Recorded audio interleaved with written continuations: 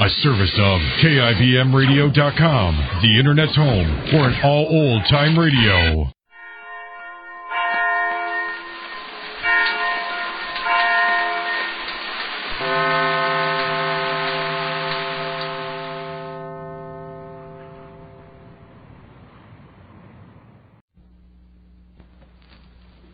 Now, medical science offers you proof positive.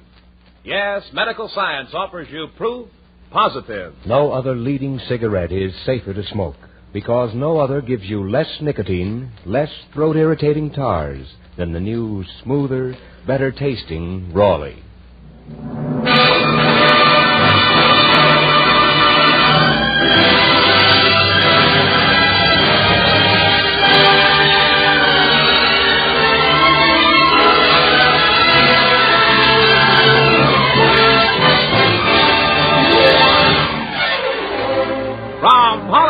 The Raleigh Cigarette Program, starring Red Skelton, with David Forrester and his orchestra, our singing star Anita Ellis, Gigi Pearson, Verna Felton, Pat McGeehan, and yours truly, Rod O'Connor.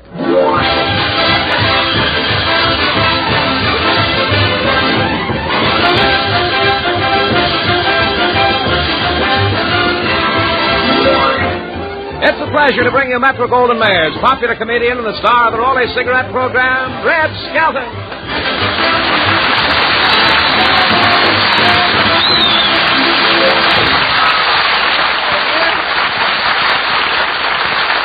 Thank you very much, and good evening, ladies and gentlemen. How are you tonight, Rod? Oh, fine. How you feeling, Red? I got a cold. Well, take care of it. I am. I've had it for 5 days. Still good as new.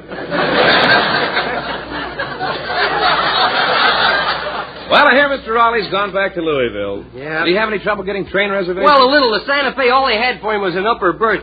I remember those things when I was in vaudeville, upper berth. Me too, brother. I never could get undressed in one of them. Now, I remember one night when I tried. I put one arm around my head, the other behind my leg like this, and I give a fast, quick turn like that, and bingo! You were undressed? No, I tied Boy Scout knot number 6. Well, Mr. Raleigh had a lot of fun, I guess, and he's taking a lot of memories back to Louisville. Yeah, Metro Goldwyn Mayer Studios, the La Brea Tar Pits, Mr. Beaumont, everything, you know. And that model I introduced him to. Yeah, there's something I'd like to ask you about her. Well, what is it? Yeah, that's what I'd like to know. What is it?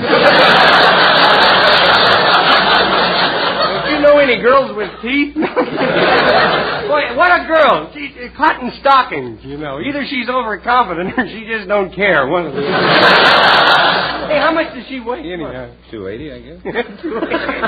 You're not kidding. She put on a yellow dress and 7 guys went, that's it.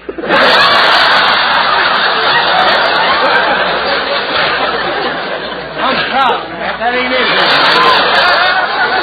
Oh, now, Red, she was the head of the spring fashion show. Say, by the way, did you get a glimpse of the new spring fashions? Yeah, those hats are wearing the silliest women, you know. I saw one made up specially for California women. Really? What did it look like? Yeah, it was 2 avocados and some lemon peelings and grapefruit rind with a snow shovel offset by fog lights with 2 smudge pots on each side. No matter what happens, she'll be ready. Say, you know, I read where material for clothes will come from wood, you know, real wood fabric. Really? Clothes made out of wood, huh? Mm-hmm. I ought to put a lot of chiselers back to work. Hey, Father. Wood fabric's not new. I remember when I was a kid, I had a lumber jacket. How'd that get in there? Say, speaking of clothes, I went to that tailor you told me about. Well, how'd you like the suit he made for you? You know, the one with the pants and the accordion pleats in the front? Mm-hmm. You like them? No, every time I stoop over the place, let it snow, let it snow. Because of the shortage, the pants don't have any suspender buttons or belt straps. Suspender buttons. Well, how's he expect you to hold them up? You ever heard of the clutching hand? Well, how's the material? I got cut out in the rain today with it. Well, what happened? You ever try putting your pants on with a shoehorn? Well, anyway, it was better than that suit you were wearing when you got discharged from the Army. Where did you get that? Blue and white tweed or blue and pink tweed? Yeah, you almost loused me up, didn't you? Sure did. That wasn't blue and pink tweed. Those were moth holes and the pink part was me.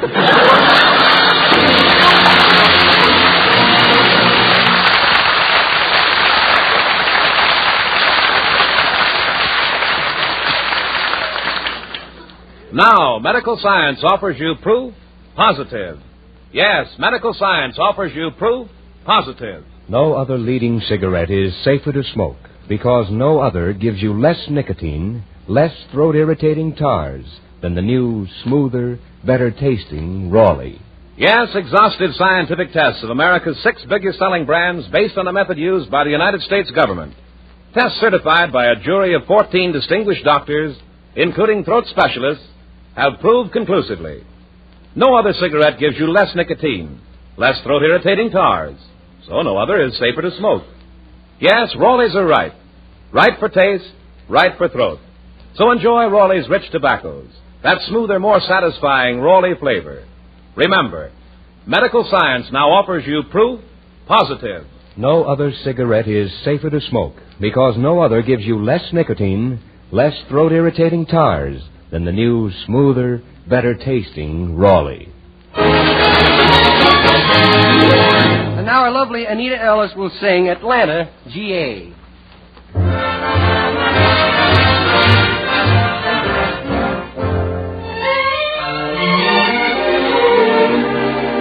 I love the morning glories growing and the breezes softly blowing in Atlanta, G.A. I love to wake up in the morning, see the sun come up at dawning in Atlanta, G.A. I love to walk among the flowers and taste the honey from the bees. I want to while away my hours, reading books and dreaming dreams beneath the trees. I want to see the ivy clinging, want to hear the robin singing little songs I adore. I want to attend the Sunday meeting, want to hear that friendly greeting when I get home once more. I long to hold that certain someone. I miss him more and more each day. I'm getting ready for a wedding, gonna get the train that's heading for Atlanta, G.A. I wanna see the ivy clinging, wanna hear the robin singing little songs I adore. I want to attend the Sunday meeting, want to hear that friendly greeting when I get home once more. I long to hold that certain someone. I miss him more and more each day. I'm getting ready for a wedding, gonna get the train that's heading for Atlanta. For Atlanta, G.A.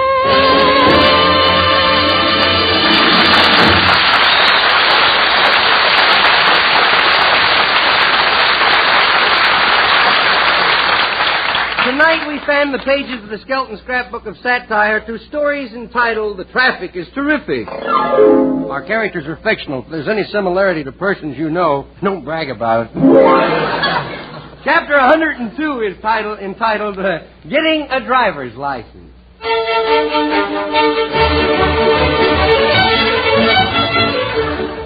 If they're afraid to give you a driver's license, either you're stupid or Clem Cadiddlehopper, the fellow from the country.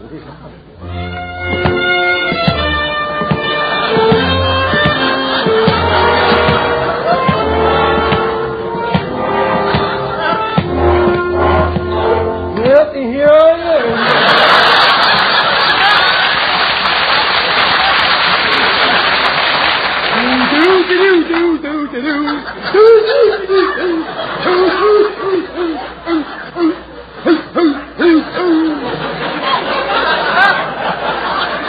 Yes, sir, boys. Spring is here again.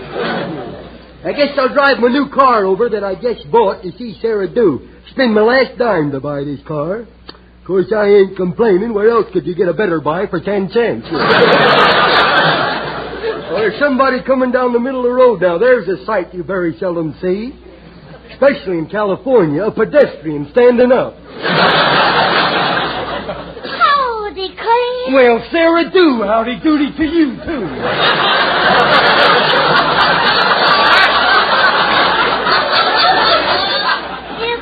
Is this your new car? Yeah, it's a sport coupe, if you please.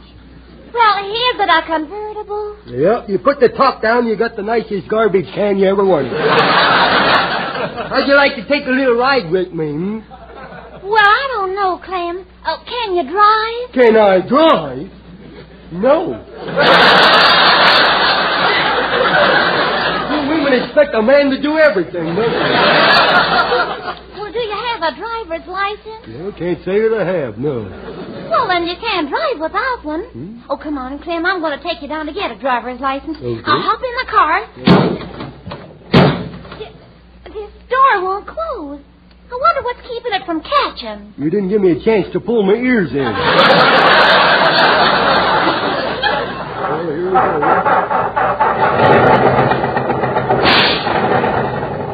I gotta do something about that ping in the engine.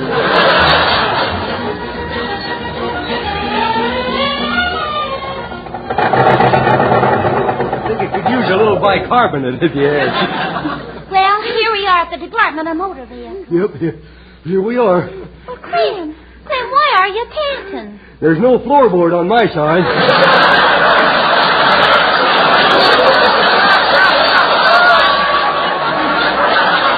There's running all the way down here. Well, come on, let's go in and get our license. Okay, this must be the place here.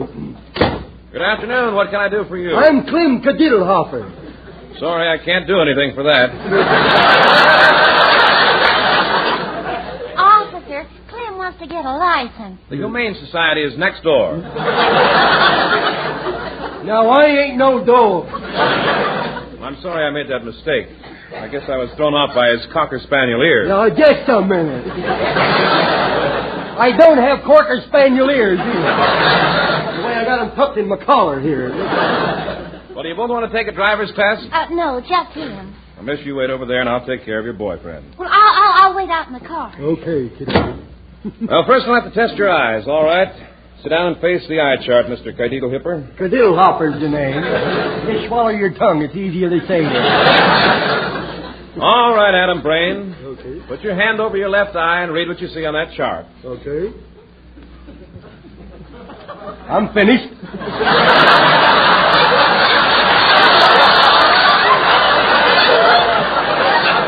I want you to read it aloud. Well, can't you read? Yes, I can read, but I want you to read it. All right. Let's see now. Never came across words like them in Peter Rabbit. I don't know.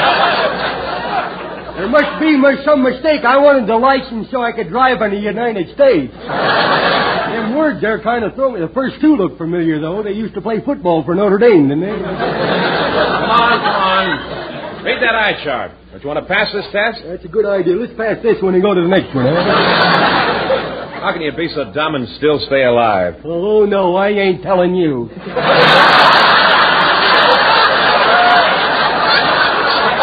Never give away my professional secrets, I don't. Well, here, see if you can fill out this questionnaire. All right, let's see now. That first question, that's a pretty hard one there. I should have studied up on it, I guess. Well, all it asks is your name. Don't give me any hints. I'll get it for myself. All right. Answer this question. Mm-hmm. Now, if you're crossing an intersection and another car pulls out in front of you, what do you do? Have an accident? Let's try this one. Mm-hmm. When a pedestrian enters the crosswalk, do you drive by or slow down? That's a very good question. Is she a blonde? We're not getting anywhere with this. Now, let's go out to your car and see if you can pass the driving test. Okay. Come on now, Q-head. We'll see how you can drive. Q-head? I've got a feeling I'll regret this as long as I live. And with me driving, that won't be long either. Okay, now drive your car up to this trash can and we'll take it from there. That's no trash can. That's my car. Hop in there, hop in. How'd you make out with the test, Clem? He flunked. And 100% too. Now, here, miss, you sit in the back seat and I'll get in front with your boyfriend. All right, Clem. Now drive around the block. Make it snappy. I've got other things to do, you know. Yeah, if you were smart, you'd be doing them, too. Here we go. What makes the engine pop like that? I'm using high-octane kerosene.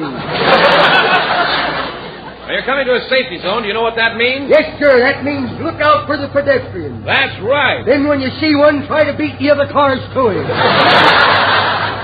Oh, look out, Clem, look out. That car's pulling out from the curb in front of you. Step on the brake. You know which pedal it is? Yeah, I think it's this one.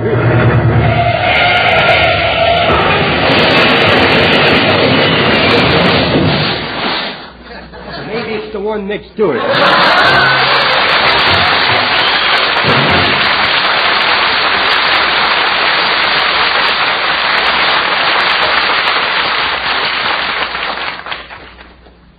Remember, medical science offers you proof positive. Remember, medical science offers you proof positive. No other leading cigarette is safer to smoke because no other gives you less nicotine, less throat-irritating tars than the new, smoother, better-tasting Raleigh. Joseph Cotton, starring in David O. Selznick's Duel in the Sun, says, quote, I've seen the facts. I'm convinced medical science has proved no other cigarette gives you less nicotine, less throat-irritating tars. Thus, no other is safer to smoke. I'd rather have a Raleigh. Raleighs are right. You're right, Joseph Cotton. Raleighs are right. So try Raleighs. Enjoy Raleigh's rich tobaccos, that smoother, more satisfying Raleigh flavor. Remember, medical science now offers you proof positive. No other cigarette is safer to smoke because no other gives you less nicotine, less throat-irritating tars than the new, smoother, better-tasting Raleigh.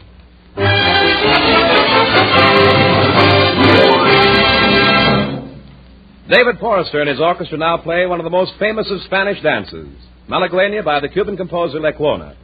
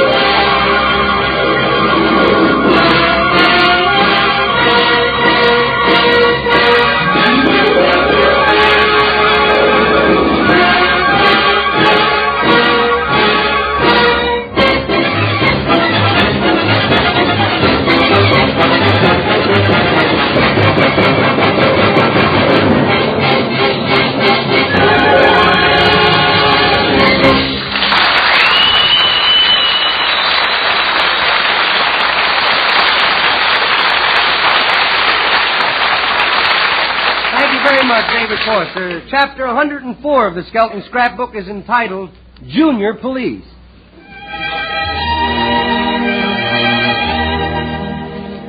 All children should be taught to live a clean and healthful life and respect law and order. This also goes for Junior, the mean little kid.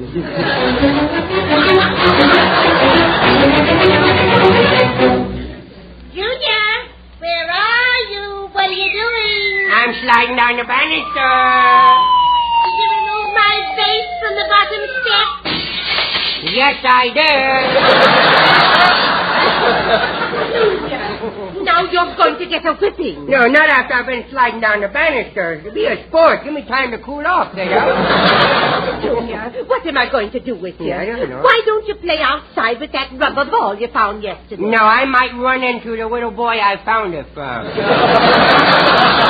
Junior, you mean if the ball belongs to another boy? Well, sorry. Get the hairbrush so I can spank you. No, I don't know where it is, but here, you can throw a rock at me. Go ahead. Here, pick it up and pick it away. Junior. No, I'm a bad boy. Go ahead now. I wouldn't do that. No, I should be punished. Throw the rock at me. Go on. I am wicked anyhow. I am the worst little boy in the world. No, you're not. Yes, I am. You're really pretty nice. No, I'm not. No, Oh, bless his little... no, don't bless me, no. I'm bad, that's all. Oh, you're very nice, Junior. Well, if you insist. Junior, I'm going to take a walk. Do you want to go with me? Why are you always taking walks? Because walking helps you take off weight. You take off weight? Goodness, I is puny now. My legs are so bony that little dogs follow me around. Catch your bottles, yeah. Let's go, Junior. Who knows, you may meet some nice little boys on the way. Well, in that case, I better wear me brass knuckles, huh? That's enough, young man. Come on. Okay. My, isn't it a beautiful day? Yes, it is. But I do wish the city would clean up those gutters. Why, didn't Grandpa get home last night? Junior, your grandfather got home very early. Not funny. I didn't hear him come in. Didn't blow the siren this time, did they? Look, young man, you're getting too big for your britches. Yes, I know. Every time I bend over, the buttons grab on for dear life. It's really embarrassing. Hey, has I grown up much since you first seen me? Oh, yes. I'll never forget when you were born. Really, Grandma? Do you remember it? Yes. It haunts me day and night. Oh, look down on the corner there. Look at the kids playing policeman down there. Look. They're not playing, Junior. They're not? They are policemen. Really? I read in the paper where they're organizing the junior police force. You mean they're out to get me, huh? Oh. No, Junior. You see, our town is following the lead of Phoenix, Arizona, and many other cities in forming a junior police force. Oh. These children stand on the street corners and guide other children across the street on their way to school. That's why I'm going to join that, too, I Oh, you can't join, Junior, until you start to school. Start to school? You mean carry books and pencils? Yes, Junior. Study and learn to read and write? Yes. Did he teach her an apple? Yes. Play with the other kids at recess? That's right. You couldn't get me to do that with a straitjacket.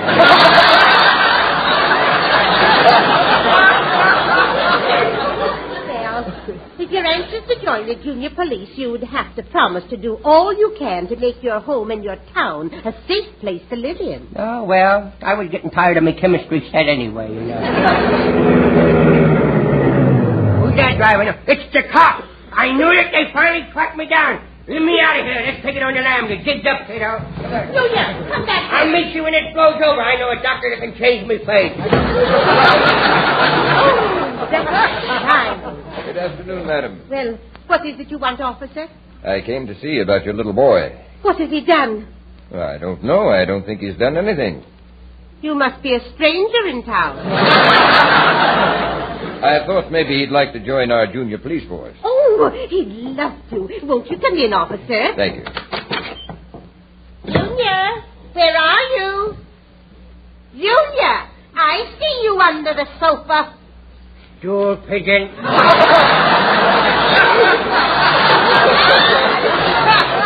out from under there.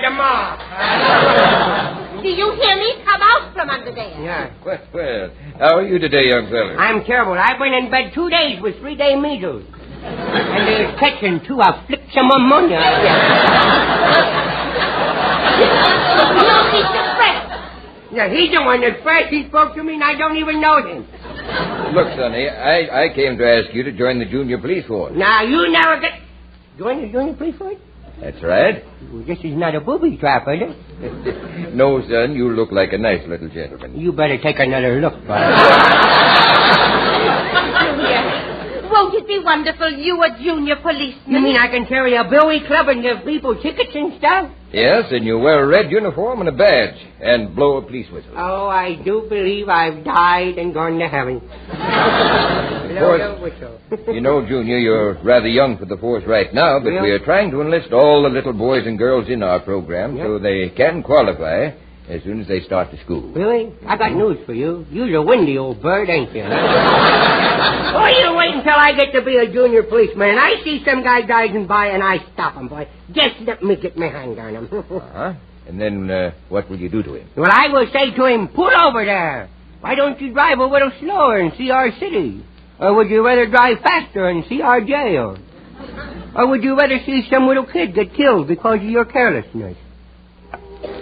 You see, Mr. Driver, you have to protect us little kids because we have been taught that no one really wants to hurt us.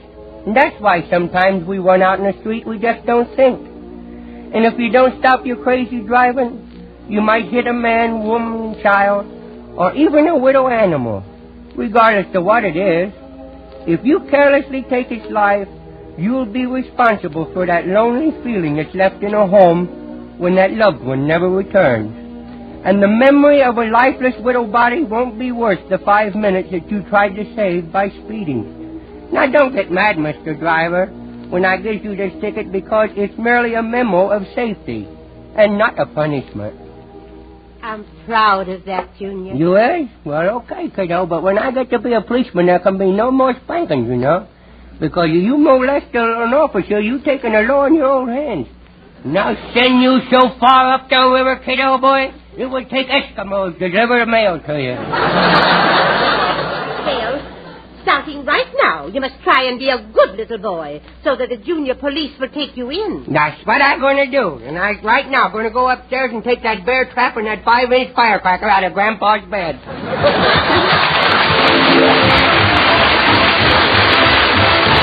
Remember, we'll all be back with you next Tuesday at the same time. Red Skelton, David Forster and his orchestra, Anita Ellis, Verna Felton, Gigi Pearson, Pat McGee, and yours truly, Rod O'Connor. Until next Tuesday, then. This is Red Skelton saying goodbye now, and thanks for listening. Brown and Williamson invite you to have a good listening throughout the week. Hear the Raleigh Room starring Hildegard tomorrow night, and People Are Funny with Art Linkletter Friday night.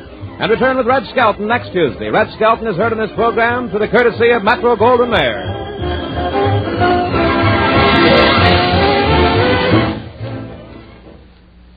Sir Walter Raleigh, the pipe tobacco that rates superior on all 5 counts. Check them. A rich, ripe, full-bodied burley blend. Sir Walter Raleigh. Mellowed with rum for extra smoothness. Deep down, satisfying goodness. Sir Walter Raleigh. Clean smoking right down to the bowl bottom. Leaves only a clean, dry ash. Sir Walter Raleigh. Crimp cut for slow, even, cool burning. Sir Walter Raleigh. Keeps home sweet home. The brand of grand aroma. Sir Walter Raleigh. Sooner or later, your favorite tobacco.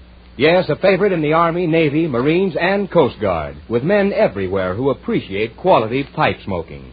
Try Sir Walter Raleigh, the quality pipe tobacco of America.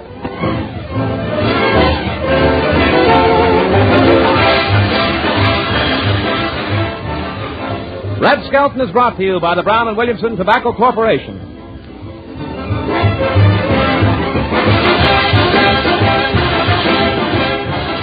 This is NBC, the National Broadcasting Company.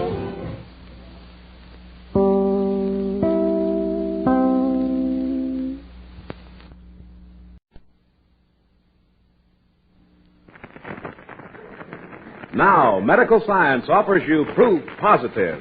Yes, medical science offers you proof positive. No other leading cigarette is safer to smoke because no other gives you less nicotine, less throat-irritating tars than the new, smoother, better-tasting Raleigh.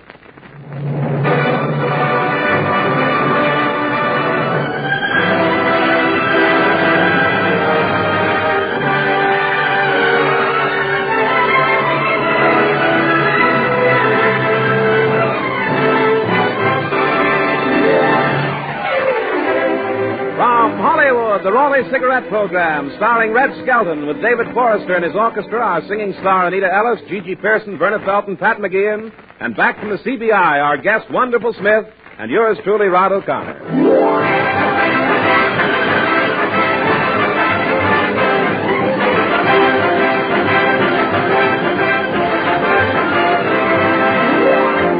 It's a pleasure to bring you Metro Golden Mayors, popular comedian and the star of the Raleigh Cigarette Program, Red Skelton.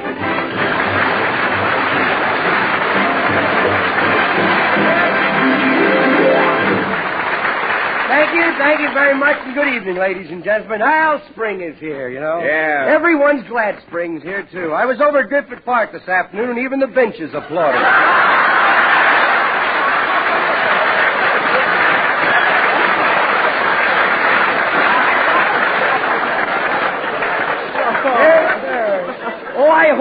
I hope heard that. That'll burn him up. Well, Red, what have you been up to this week? Oh, I've been up to my neck. There's a mud puddle outside my door, you know. No, I haven't been doing much of anything. Santa Anita is closed. I've joined the 100,000 of homeless people, you know. Well, what are the people doing that used to bet at Santa Anita? Well, the people that only bet on the sure things are now betting on pedestrians crossing the street. They'll give you 6 to 1 that you can't cross against the red light. How about the green light? That's 20 to 1. Oh, that Griffith Park joke, I love it. Say it again. Oh, Bob Hope!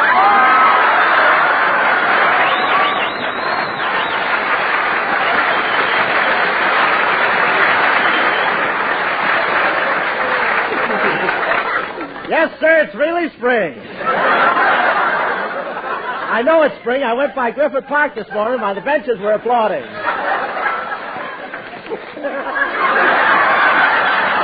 I'll try next door. Goodbye.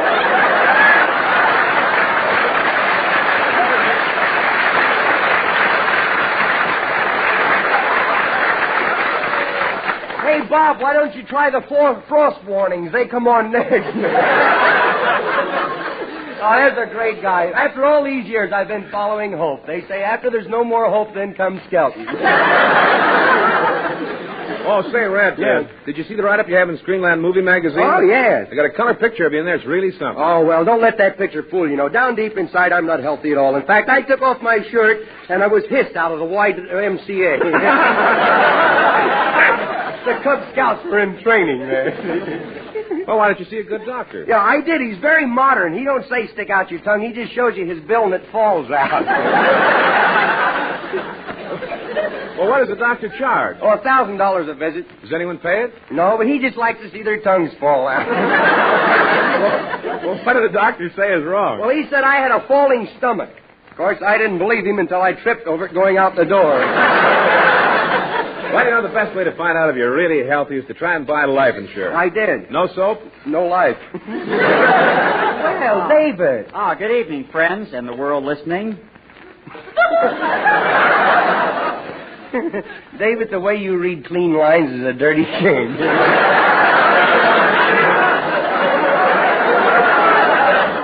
Well, the other programs I've worked on never complained. Oh, you've been on other shows? Yes, but the part wasn't very big. I was Ma Perkins' husband. Oh. He's a talent scout for a morgue if I ever saw one. And medical science can give you proof positive. By the way, have you tried for any life insurance lately, David? Yes, they sold me some, but it's rather embarrassing. How come? Every time they see me, they try to pay me off. Some insurance is ridiculous. The same guy don't write for you that writes for Hope, does he? I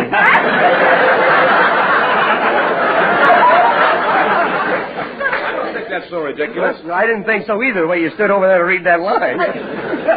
Well, say, do you know how many people were killed last year in bathtubs alone? Well, how else can you take a bath? I have a good policy. You pay 2 cents a week, and I get $50,000 if I'm ever killed by a baby crossing the street. And if it's at noon and I'm wearing yellow socks, it pays double.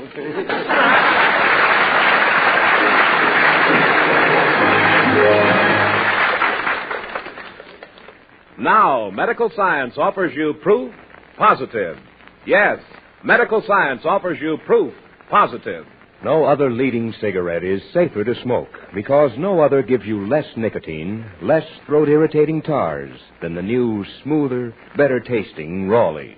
Yes, scientific tests of America's 6 biggest-selling brands based on a method used by the United States government, tests certified by a jury of 14 distinguished doctors, including throat specialists, have proved conclusively no other cigarette gives you less nicotine, less throat-irritating tars, so no other is safer to smoke. Yes, Raleighs are right. Right for taste, right for throat. Enjoy Raleigh's rich tobaccos, that smoother, more satisfying Raleigh flavor. Remember, medical science offers you proof positive. No other cigarette is safer to smoke because no other gives you less nicotine, less throat-irritating tars than the new, smoother, better-tasting Raleigh.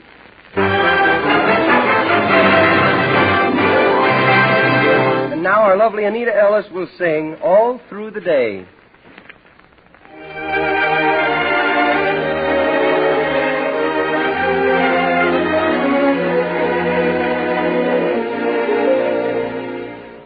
I sit alone in the golden daylight,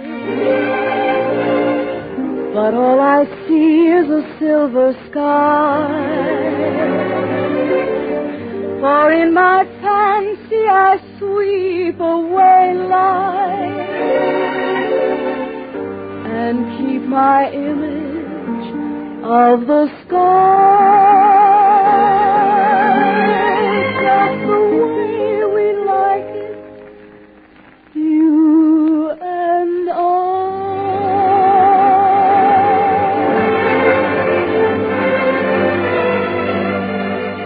All through the day, I dream about the night.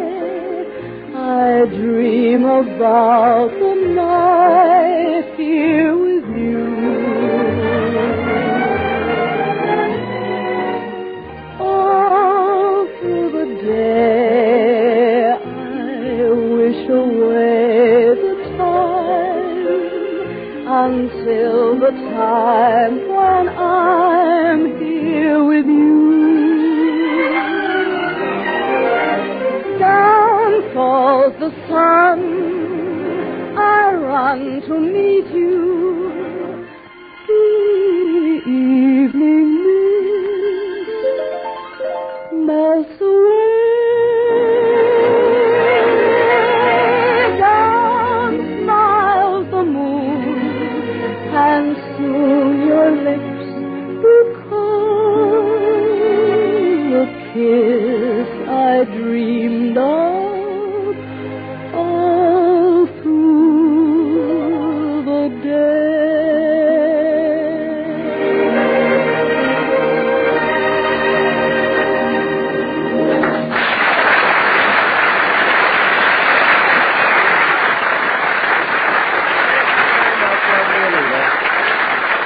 Tonight, the story from the Skelton scrapbook of satire is entitled Newspaper.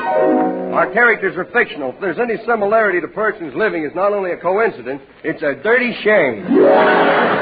Chapter 105 is the story of Deadeye, and a Western newspaper that's trying to clean up a city of crime. Whoa! Whoa! Oh, come on, horse boy! Oh, come on, stop, will you? I got some sugar in my pocket. If you'll stop now, I'll give you a lump. Oh, now we both got a lump. I'll be right back, old pal. I'm going into this bar here and grab myself a bit of free lunch.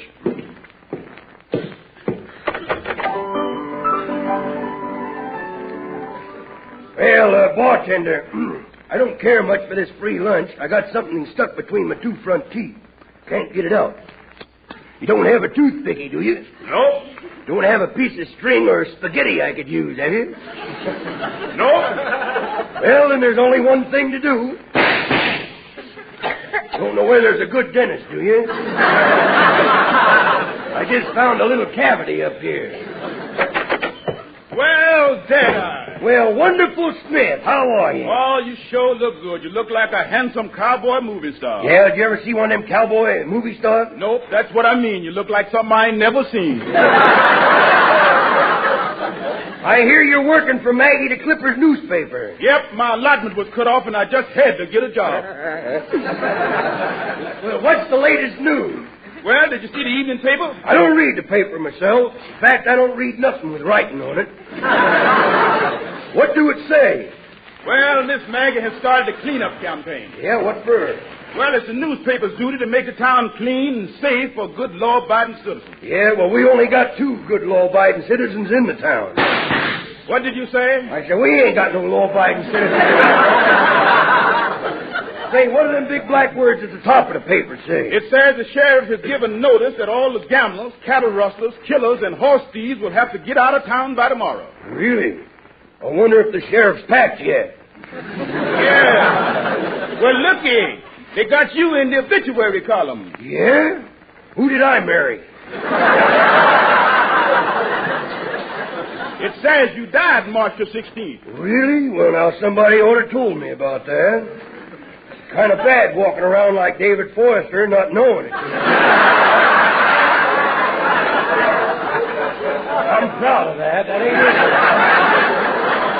What else do it say? Well, it also says, and I quote, that you are a low-down, yellow-livered mongrel, unquote. Yeah. Well, at least the paper prints most of the facts anyhow. But I'm going to get the guy that wrote that lie. I wrote the article, Deadeye, but don't reach for your gun. Ooh! What happened, Deadeye? I keep forgetting to take my gun out of the holster. That's how I got all these holes in my shoes. Hey, Deadeye, I thought you'd like to know that Three-Finger Charlie's on his way to wreck Maggie the Clipper's newspaper office. Come on, Wonderful. We got to go over there and arrange a funeral for old Three-Finger Charlie. Hey, that's a nice horse you got there, Wonderful. He's a little wild, though, isn't he? Yeah, I'm the only man who can ride him. Watch this. I thought you were the only man that could ride him. Well, sometime he forgets it's me. Well, come on, let's go. Giddy up, boy.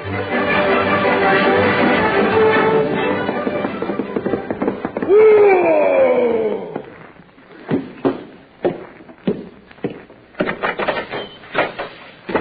Howdy, Maggie. Hello, Deadeye. Hey, ho, the press!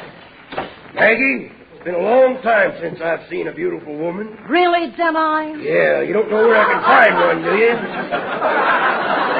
Well, don't you think I'm a pretty nice dish, Deadeye? You built more like a platter, if you ask me. Oh, same old wisecracks and same old bow legs. Well, what's wrong with that? A lot of guys have got bow legs. Yeah, but not clean up to the ears.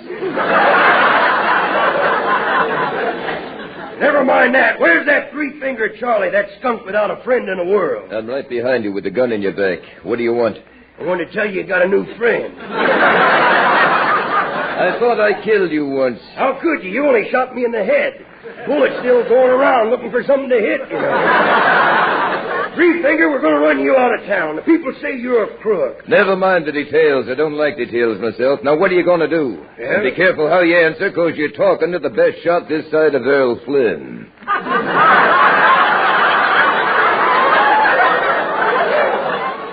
Stop reaching for those gags or I'll blast you full of ad-libs, boy.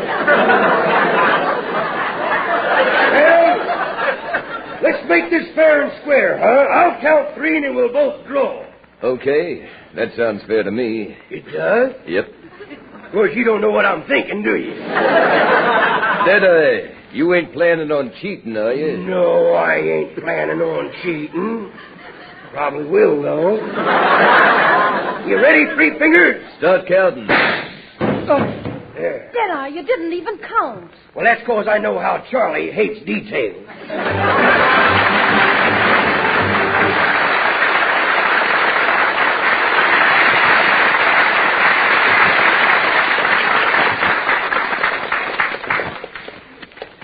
Remember, medical science offers you proof positive.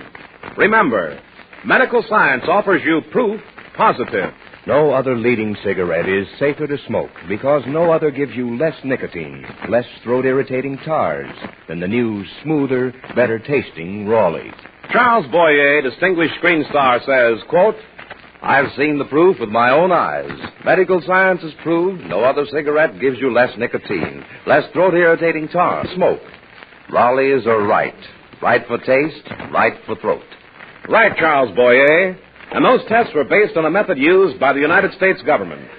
So enjoy Raleigh's rich tobaccos, that more satisfying Raleigh flavor.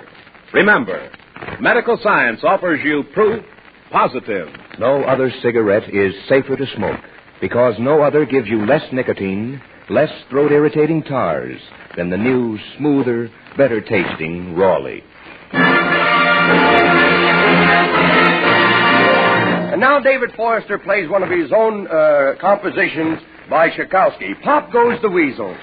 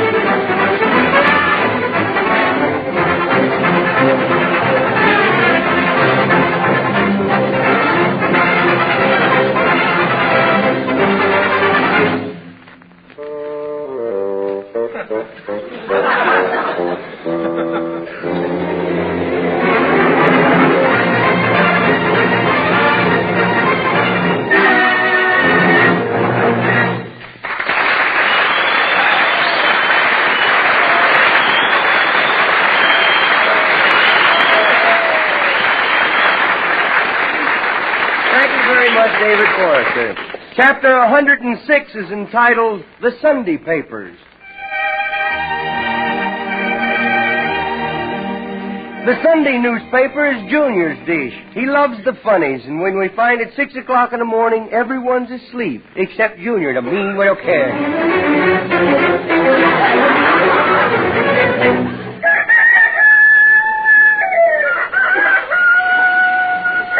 Well, either it's time to get up or the mohin to push him out of bed again.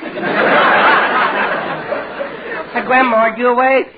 Grandma, wake up, Grandma. Are you asleep?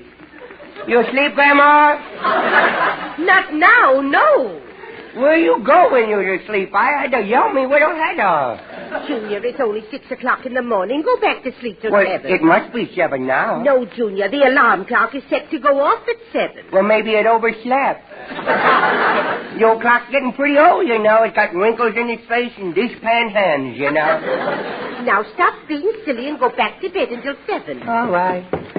Oh, this is discouraging. My whole life wasted away, laying here in bed. I could have wrecked half of the house by now. I wonder if that old clock is running. Looks like it stopped to me. I hadn't moved a bit. Maybe I'll shake it, make sure. I'll bang it on the table. That ought to start it to ticking.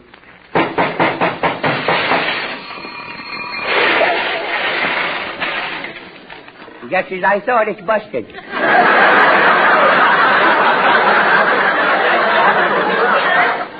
What's that? That was the alarm clock going off. All over the room. Junior, why aren't you as nice and quiet as you were when you were a little baby? I don't know. I ain't been the same since I started taking me Wheaties straight, you know. Grandma. Yes, Junior. Did you start it over me? Yes, he did. What did he get for it? 30 years. Yeah. Now, stop talking and go back to sleep. No. Oh, I just heard the boys show the Sunday papers up on the porch. Can I go down and read the funnies? You know, I'm dying to see Superman meet Flash Gordon. Head on. Junior, I'd rather you concentrated on little orphan Annie. I don't like little orphan Annie. Why not? No blood. Can I go read the funnies, huh? All right, you win, but behave yourself. Well, don't I always behave myself? No. Well, then why do you bother asking me to do it for? Can you get out of your sleepers all right? I've been out of them for an hour. Last night I dreamed that I was trapped in a fire and I escaped through the rear exit. Hey, what shall I wear today? Put on your nice Sunday suit, Junior. You mean the black one? Yes. Made of velvet? Yes. With the pearl button? Yes. The moth ate it. Then you'll have to put something else on. Yeah, I put on my play suit, the one with the steel knees and the asbestos lining in it. Go read the funny papers and let me rest. Okay. Now I'm going to slide down the banister so I won't wear out my shoes. Junior, what happened? You know that vase with the flowers in it? Yes. The flowers are still okay. How about the vase? I think it could use a broom. Junior, dear, come upstairs to your grandmother a minute. Nah. I don't like that hair-brush tone in your voice.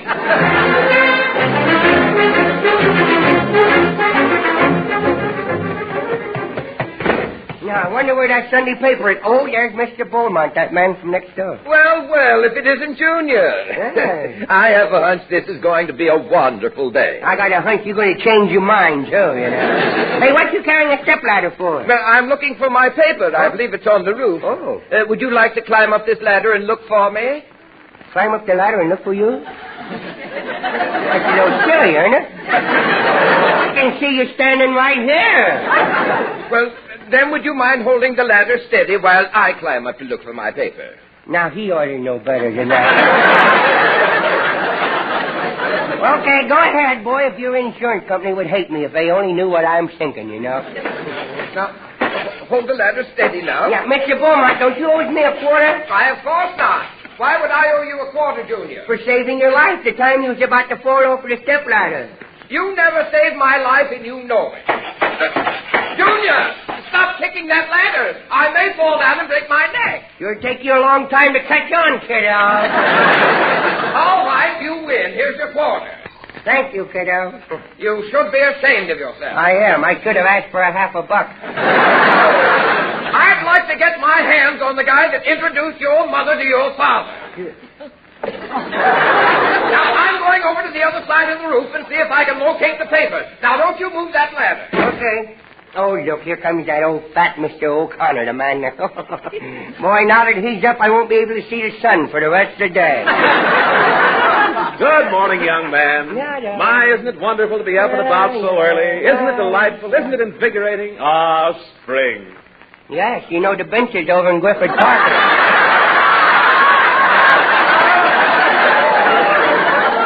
Well, let's not get sickening about it, though, you know. What did you say? I said they're paying 2 cents a pound for waste fat down at the meat market. 4 cents.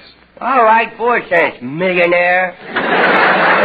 Hey, what's wrong with you? Well, I can't seem to find my paper. I wonder where it could be. Well, did you look on the front porch? You know, sometimes the boy missed the roof, you know. There's no doubt where it is. It's on the roof. Will you help me find it, Junior? Okay, we can use this stepladder over here.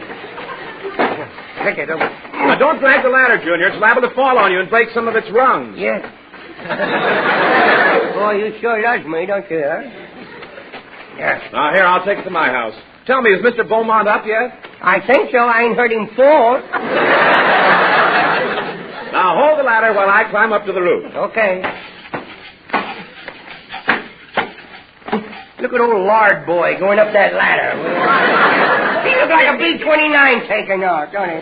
Hey, how much did you weigh? 300, but I hope to drop a few pounds. I can help you drop all of it if you want to. Ah, there's my paper. Yeah, well, since you found it, you won't need the ladder anymore. Don't move that ladder. Oh, I won't. You moved it. I did not. It just changed directions, was all. Junior, come back here with that ladder. Oh, there's Mr. Beaumont up there. Junior, I'm coming down. Are you holding the ladder? Yes, I am, Mr. Beaumont. How far do I have to stretch to reach it? Oh, about halfway across the yard. Junior, get that ladder over here. Hey, Beaumont, the kid's got me stranded on the roof. Where do you think I am, in the bathtub? Junior, I'll give you a nickel. You'll get that ladder over here. I'll give you another quarter. I had 25 cents bid. What does the gentleman on your left offer? 35 cents. I got 35. Who'll make it 40? 50 cents for boy. If I can hold out, I'll be a millionaire time I'm 60. I got 50 out of my bet till I heard 60. I got 50 till I heard 60. I got 50 till I heard 60. 55 cents. 55 cents, you cheapskate. You'll make it. Junior, you help those men down to there or I'll give you the flipping of your life. Sold to that lady with the hairbrush.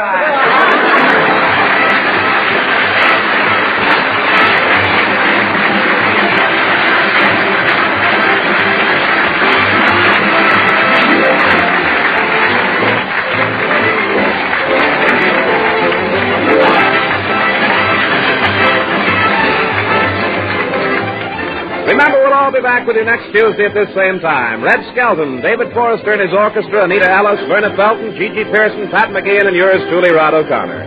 Until next Tuesday, then. This is Red Skelton saying goodbye now, and thanks for listening. And remember, don't react to words, because words are seeds.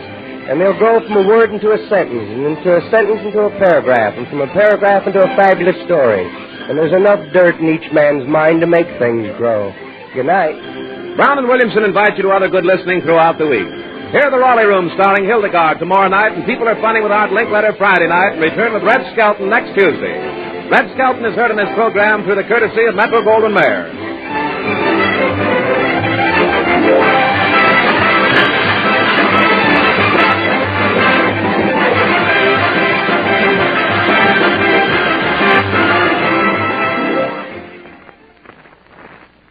Sir Walter Raleigh, the pipe tobacco that rates superior on all 5 counts. Check them. A rich, ripe, full-bodied burley blend. Sir Walter Raleigh. Mellowed with rum for extra smoothness, deep down satisfying goodness. Sir Walter Raleigh. Clean smoking right down to bowl bottom. Leaves only a clean, dry ash. Sir Walter Raleigh. Crimp cut for slow, even, cool burning. Sir Walter Raleigh. Keeps home sweet home. The brand of grand aroma. Sir Walter Raleigh. Sooner or later, your favorite tobacco. Yes, a favorite in the Army, Navy, Marines, and Coast Guard. With men everywhere who appreciate quality pipe smoking.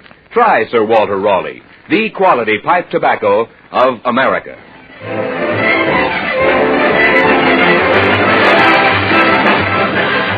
Red Skelton is brought to you by the Brown and Williamson Tobacco Corporation.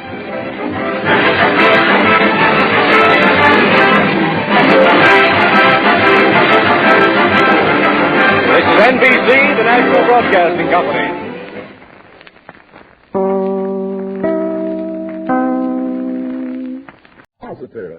Yes, medical science offers you proof. Cigarette is safer to smoke because no other gives you less nicotine, less throat-irritating tars than the new, smoother, better-tasting Raleigh.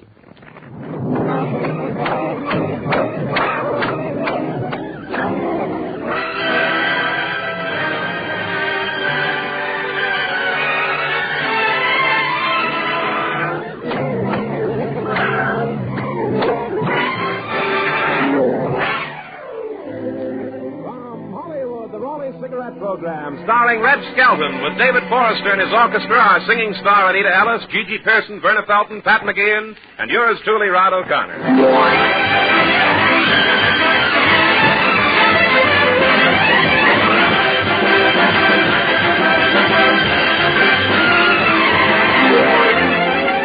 Pleasure to bring you Metro-Goldwyn-Mayer's popular comedian and the star of the Raleigh Cigarette Program, Red Skelton.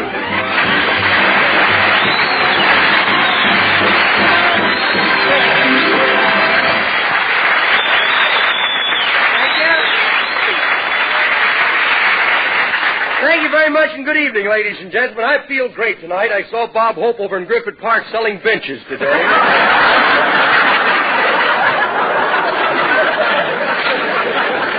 I'm proud of that. That ain't in here.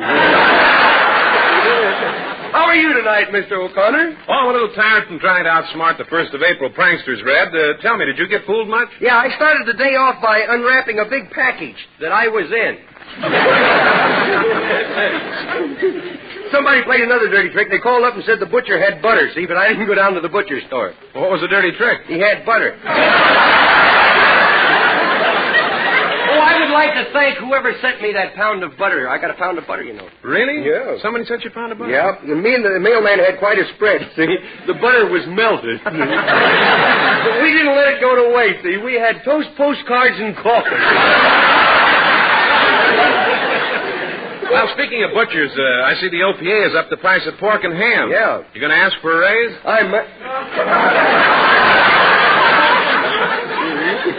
You can get more money, too. Beef was included in that. Fat boy. Fat boy, well. He's toting enough soap in that pot to clean up the nation. No. Why don't you get out to the meat market and give yourself up, Rod? Or didn't you know there was a fatties of short? I mean, a short...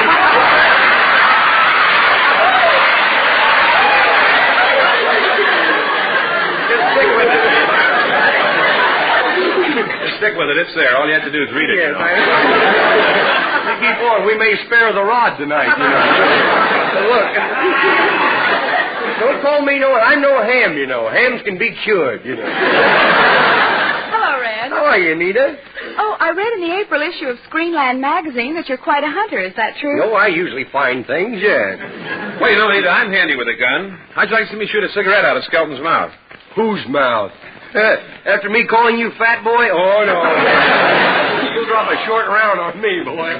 Don't be silly. I used to do that act in vaudeville. Vaudeville's dead, and I ain't going to ask it to move over. Do you hunt much, Rod? Oh, yes, I do.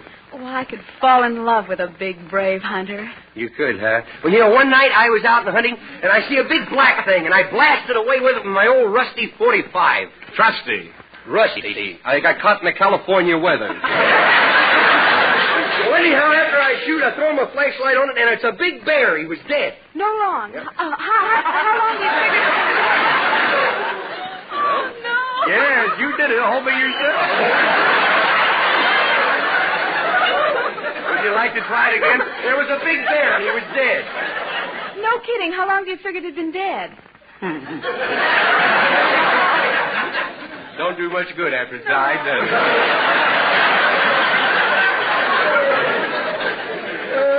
You're proud of that, ain't You have all kinds of fine hunting equipment. Yeah, I have everything but a dog and someone who can read a script. I have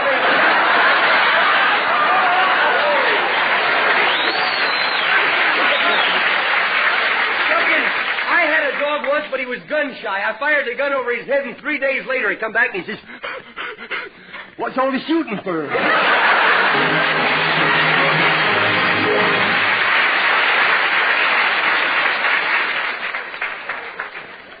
Now, medical science offers you proof positive. Yes, medical science offers you proof positive. No other leading cigarette is safer to smoke because no other gives you less nicotine, less throat-irritating tars than the new, smoother, better-tasting Raleigh. Yes, scientific tests of America's 6 biggest-selling brands based on a method used by the United States government. Tests certified by a jury of 14 distinguished doctors, including throat specialists, have proved conclusively no other cigarette gives you less nicotine, less throat-irritating tars. So no other is safer to smoke.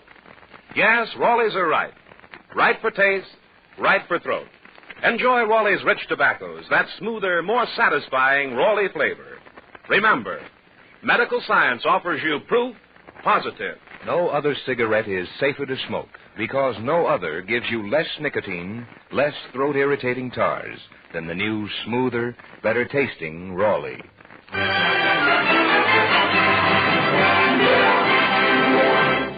And now Frank Ellis's little girl Anita will sing Laughing on the Outside.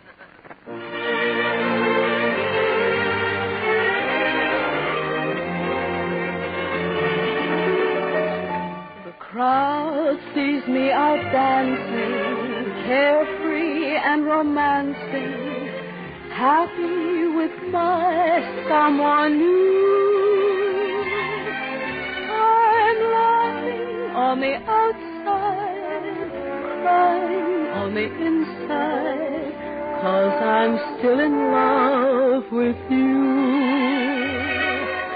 They see me night and daytime, having such a gay time. They don't know what I go through. I'm laughing on the outside, crying on the inside, 'cause I'm still in love with you. No one knows it's just a pose, pretending I'm glad we're apart. And when I cry, my eyes are dry, the tears are in my heart. Darling, can't we make up? Ever since our breakup, make believe is all I do. I'm laughing on the outside, crying on the inside, 'cause I'm still in love with you.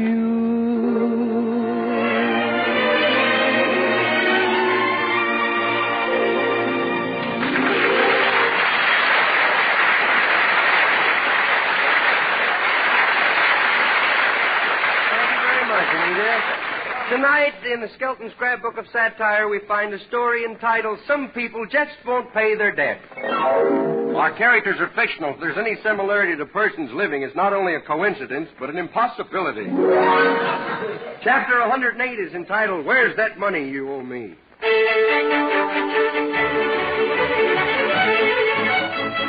If you borrow more money than you can afford to pay back, either you're very stupid or Clem, the fella from the country.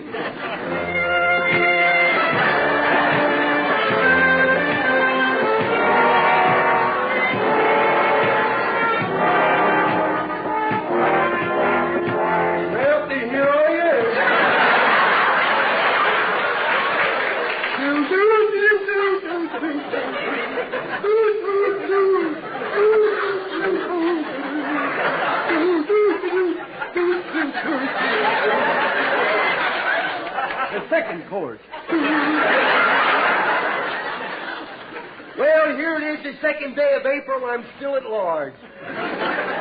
Boy, I sure am tired today. It took me 4 hours to eat my lunch. I gotta stop eating those bubble gum sandwiches. It's sure I'm in the chips now. Just got my paycheck, $20. I owe 50 of it, though. Don't leave me very much, you know. Oh, good heavens, there's Keith McLeod, the guy I owe some money to. I'll just pull my ears over my face so he won't recognize me. Oh, I got a run in one of my ears. Oh, going things might have a ray on, I guess. I should put too much starch in them. Hey, you Clem! Uh-oh, he spotted me. I better scoot my footsies around the corner here. Oh, graham crackers, here he comes. Just a minute, you. Howdy doody. I want to talk to you, Cadaddle Hopper. Cadiddle Hopper. That's what it says on my pedigree papers, anyway. It's like grasshopper, only there's a cadiddle in it. What about my money? What money? Look, don't play dumb with me. With me, I ain't playing. I'm always this way. What's on your mind, if any? I want to know when you're going to pay me that $1 you owe me. Here, now, let go of me now. Let go of my throat. Stop squeezing my Adam's apple, will you? Well, I ain't squeezing your Adam's apple hard. Oh, no? Then how come all of a sudden they can taste cider? Look, either you pay me my money or I'm going to knock your block off. Well, I'm not going to stand for this. Oh, no? Ooh. I told you I wasn't going to stand for it. It's a good thing I was born numb from the neck up, you know. I'm tired of fooling with you, Clem. Yeah? I'm coming back in 10 minutes, and you better have that money, or I'm going to take it out of your hide. How'd you find out where I kept it? I better hurry home. That's what I better do.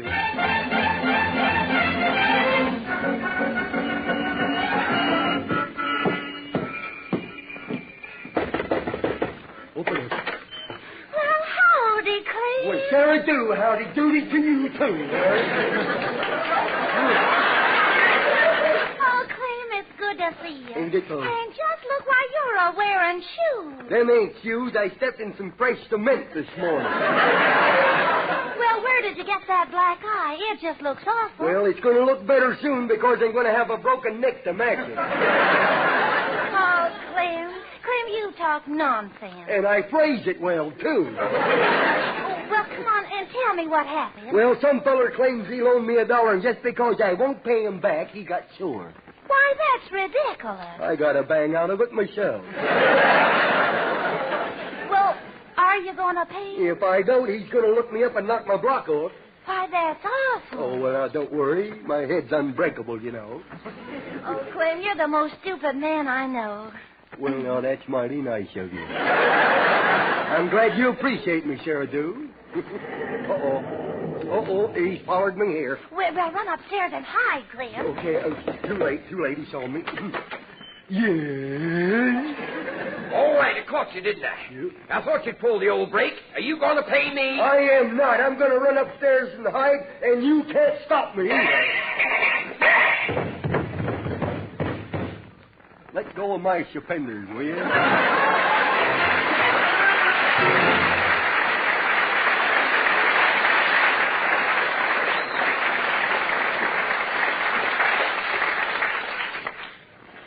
Remember, medical science offers you proof positive.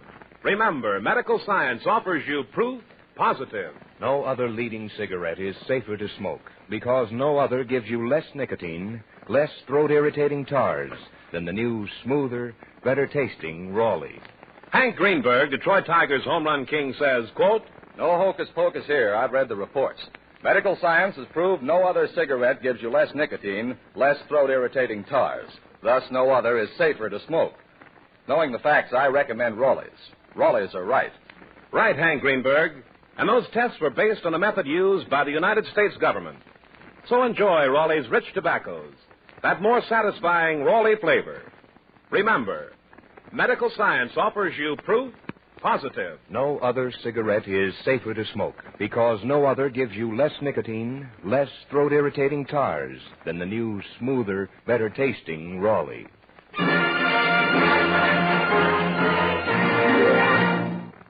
And now David Forrester and his orchestra, featuring Don Ferris at the piano, will play excerpts from Rachmaninoff's Concerto No. 2, theme of Frank Berzegi's Technicolor production, I've Always Loved You.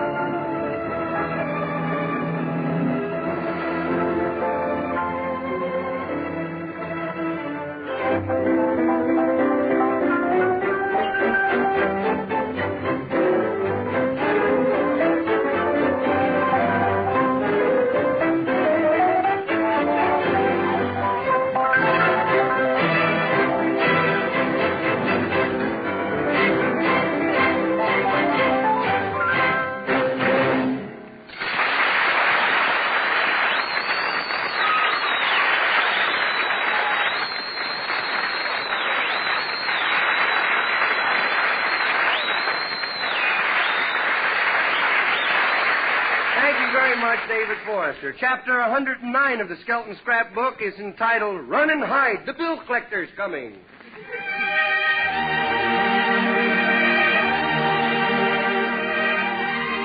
Bill collectors are broad-minded. They spare nobody.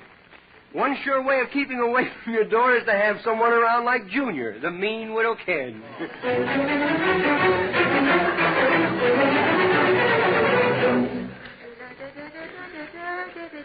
Where have you been, Junior? You heard about Jack and the Beanstalk and the goose that laid the golden fortune? Well, I is Junior, the kid with a cat that's going to cough up a fortune. Come on, put it out. What on earth are you talking Come on, about? put it out, kitty. Come on, put it out. Stop that. Split what out? Money. He's a little witch cat he is. I heard Mr. Frank next door tell his wife that they could take a trip because there was $50 in the kitty.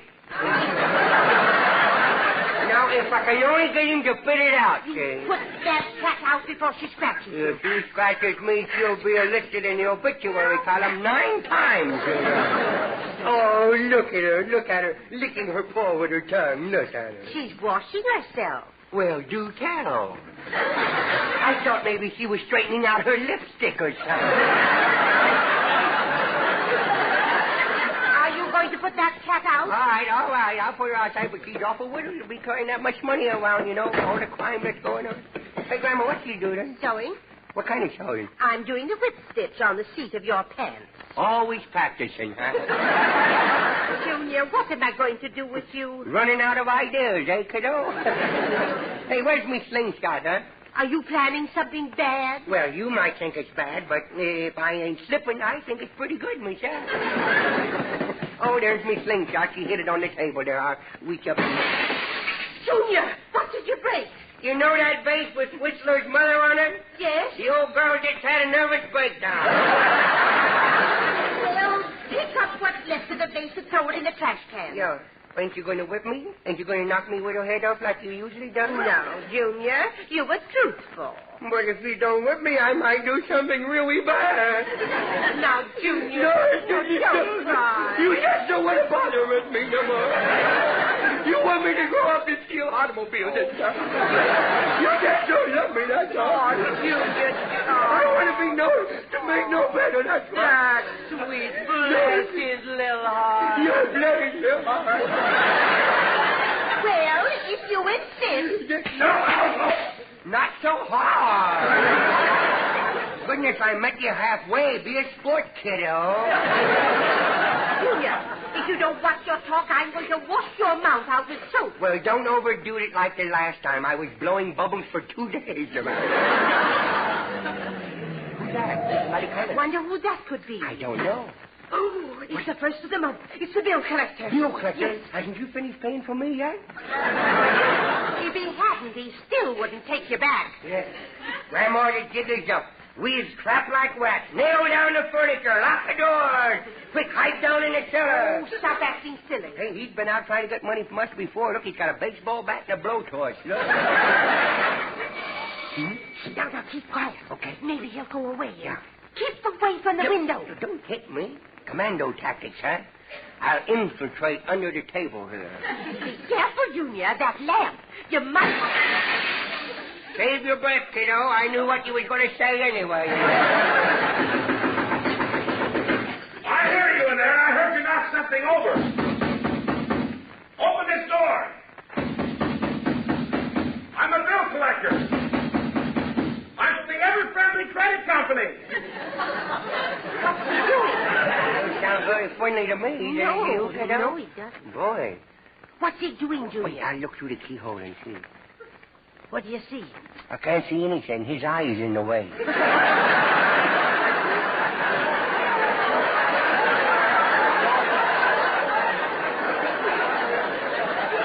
I'm proud of that. Look, there's that nutty man that lives next door there. That old Don Boomhauer. Look at him. He just come out. Look. Good morning, good morning. It's a little light to be looking in windows, isn't it? I'm looking for the people who live here. Well, in that case, you've come to the right place.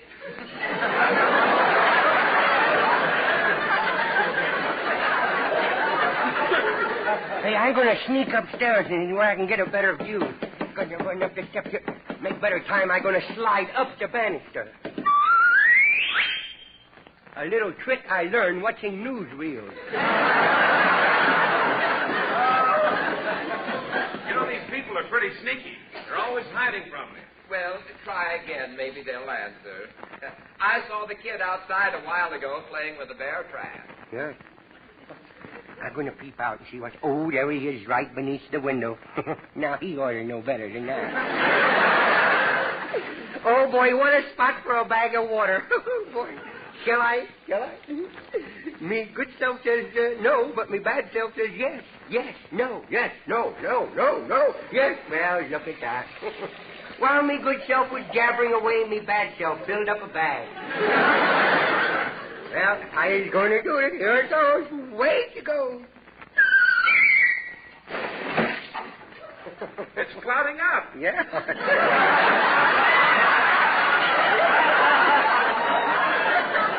Well, it's coming down in bags full. Junior! Oh, there you are. What are they doing now? The bill collector is walking around the side of the house. Oh, boy, oh, boy, oh, boy. What are you so happy about? He's walking into my landmines. Oh, boy, I can hardly wait. Wait for what? Oh, my word! Does that answer your question, kiddo? What happened to him? Well, he just found out how a bear trap works. He really put his old paw on that, didn't he, huh? Junior, where did you get that bear trap? It's the one you threw away after you caught Grandpa. Hey, why don't that man go away? Because he's after the radio. Yeah? Why does he want with a radio that don't work? Since when doesn't it work? Since you left me alone in the house this morning. What? Yeah? I'm going to spank you. You can't. The man's still down there. You'll hear it. That's right. Yeah, that's a pretty good thing. I wish he'd stay around a couple of weeks. Give the seat of me pants time to cool off. Oh, he's sneaking in the back door. We're lost. Good afternoon. Quite a fortress you've got here. We like it, we guys. I want to apologize. I'm ashamed of the way we treated you. Well, you should be. I think we've got a kick coming. Oh, yes, and you're going to get it, too. Oh, he kicked my shin. Junior, stop kicking the man. You've got your good shoes on. Yeah. Aren't you ashamed of yourself? What? Aren't you ashamed of yourself? I certainly is. He's still standing up. I'm taking this radio right now unless you care to pay the sum of $100. I don't have to. Hold up, Joe. Yeah, wait out, Joe. Hey, wait a minute. Don't enter it so up. I got some bananas hidden there. Easy does it going down the steps, Joe. Yeah, I'm going to sit here and eat a banana on the steps.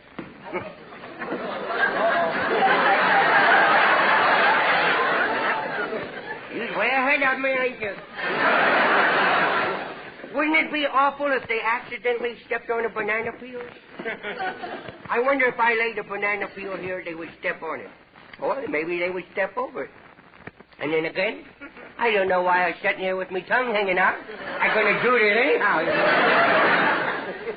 I'll just lay it down here real easy, and maybe they won't see it. Look out now. Here's the first step, Joe. Surprised you, didn't they? Well, here we are at the bottom. Easy now.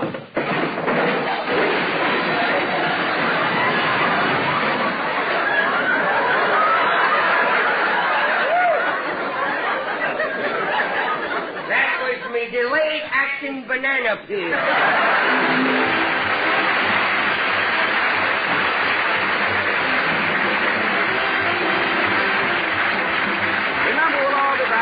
Tuesdays at the same time. Red Skelton, David Forrester and his orchestra, Anita Ellis, Verna Felton, Gigi Pearson, Pat McGee, and yours truly, Rod O'Connor.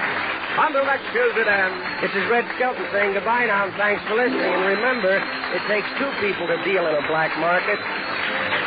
America must cooperate with other nations in keeping world peace, supported by force if necessary. Many of our country's finest young men are voluntarily entering our new army, but more are urgently needed. Valuable technical training and numerous benefits are to be enjoyed. Contact your local recruiting office at your earliest convenience for complete information. Brown and Williamson invite you to other good listening throughout the week. Here at the Hildegard tomorrow night in the new Penguin Room, and People Are Funny with Art Linkletter Friday night. And return with Red Skelton next Tuesday. Red Skelton is heard on this program through the courtesy of Metro Goldwyn Mayer.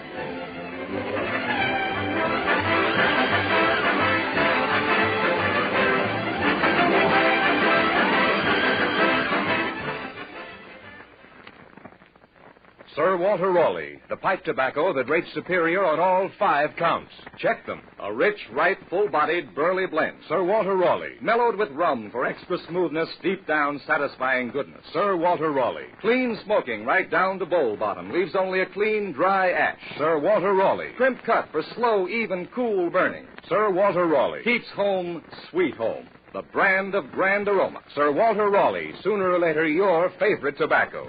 Yes, a favorite in the Army, Navy, Marines, and Coast Guard, with men everywhere who appreciate quality pipe smoking. Try Sir Walter Raleigh, the quality pipe tobacco of America.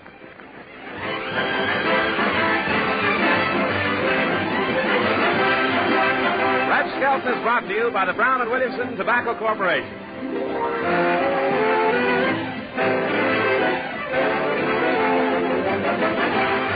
This is NBC, the National Broadcasting Company.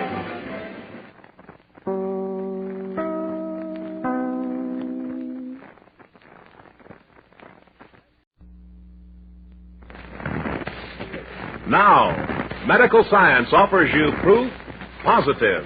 No other leading cigarette gives you less nicotine, less throat-irritating tars than the new, smoother, better-tasting Raleigh. Yes, proof positive. No other cigarette gives you less nicotine, less throat-irritating tars than the new, smoother, better-tasting Raleigh.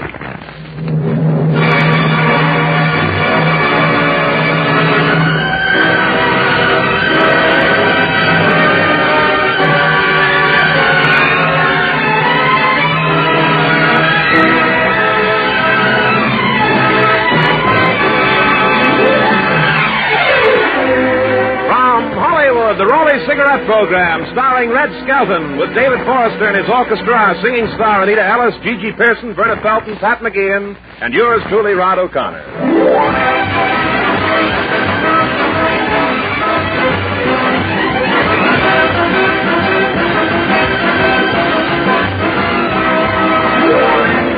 It's a pleasure to bring you Metro Goldwyn Mayer's popular comedian and the star of the Raleigh Cigarette Program, Red Skelton.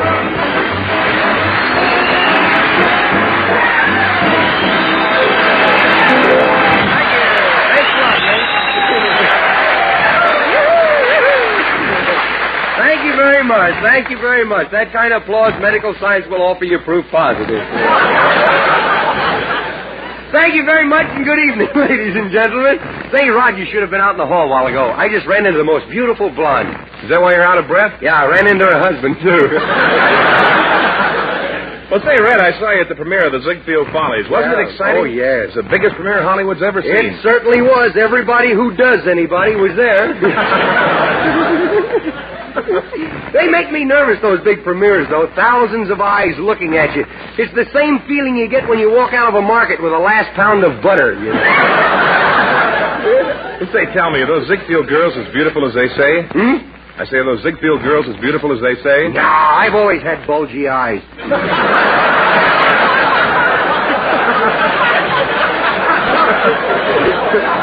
I'm proud of that.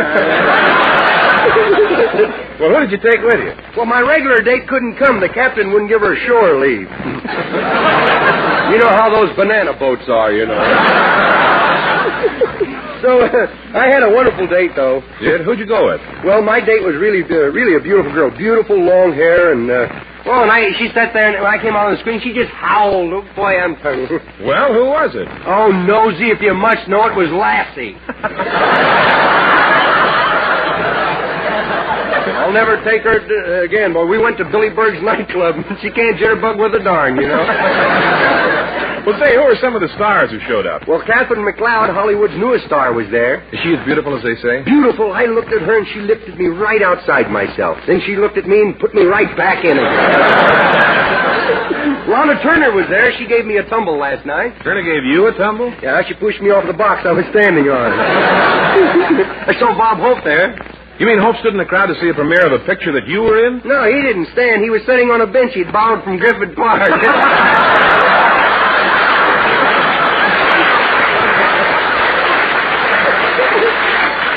Was Jane Russell there? Huh? Was Jane Russell there? Where do you think I got this tan? No kidding. I took her home after the premiere. What for? Well, I have an icebox that needs defrosting. Well, how are you in the picture? Well, right after the premiere, Mr. Mayor came running out of the theater yelling, "Skelton's done it again! This time we sue!" Well, didn't you give a good performance? I don't think so. Who told you that? A little bird. Little bird? I don't get it. I did. I talked to the master of ceremonies, Harry Crocker, and he says that you were never photographed better. Well, wait till you see my next picture. Bob Plank is photographing me a new way through cheesecloth. Well, that isn't new. Lots of people are photographed through cheesecloth. With me, they don't take the cheese out of the cloth. You do your famous television scene in the picture, don't you? Yeah. I saw you do that in vaudeville back in Chicago. You were followed by a monkey act. Yeah, I remember. You remember that? Boy, what a reception I got when I walked out. Yeah, everyone thought it was an encore. Yeah, You proud of that, ain't you, huh? Went out and got a writer. Do you miss vaudeville, Red? No, not since I've been out here in Hollywood. I've learned to eat meat for dinner, you know. Did you eat meat in vaudeville? No, they only threw vegetables. Hello, Red. Hi, Anita. We were just talking about the Ziegfeld Folly. Oh, I saw it, and it's terrific. I hope you won't let this picture change you, though. Well, it won't. Jerry Mayer thinks I'm the levelest-headed actor in Hollywood. Really? Did he say that? Well, in a roundabout way, he says, "Well, I see Flathead Skelton's back. Who gets him?"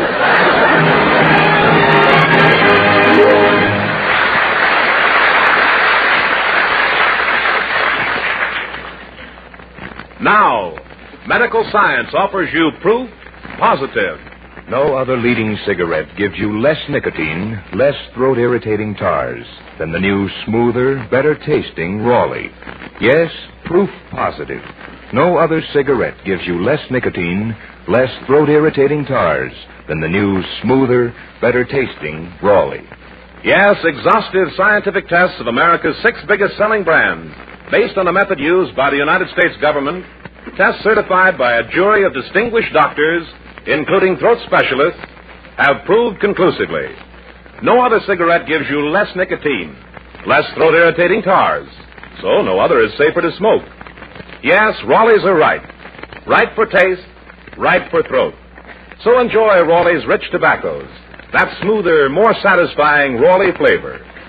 Remember, medical science offers you proof positive. No other cigarette gives you less nicotine, less throat-irritating tars. So no other is safer to smoke than the new, smoother, better-tasting Raleigh.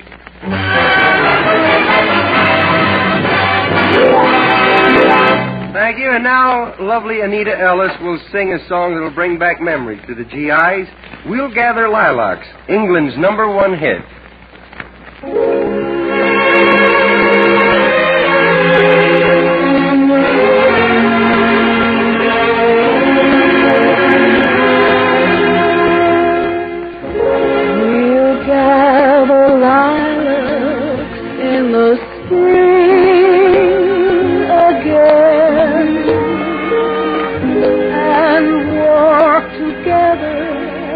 Down a shady lane until our hearts have learned to sing again. Now that you're home once more, and in the by the firelight's glow,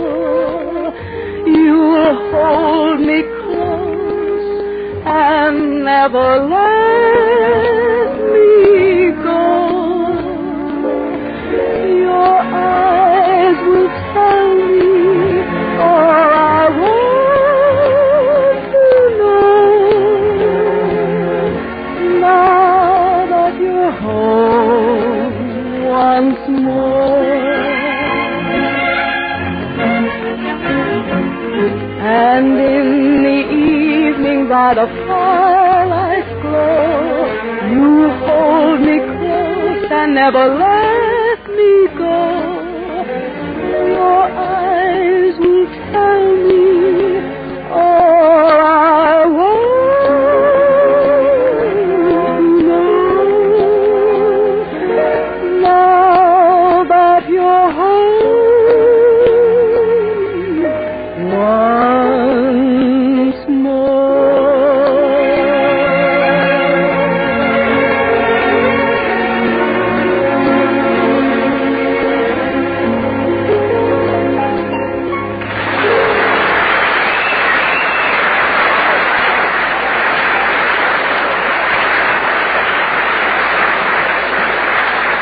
Thank you very much, Anita. And now the story in the Skelton Scrapbook of Satire tonight is entitled Postman, and it's dedicated to the men who walk thousands of miles to bring us a letter or a package. Our characters are fictional. If there's any resemblance to persons living, 2-to-1, medical science can't offer you proof positive. Chapter 111 is entitled Postage Due. This is the story of J. Newton Numbskull and why he stopped delivering the mail.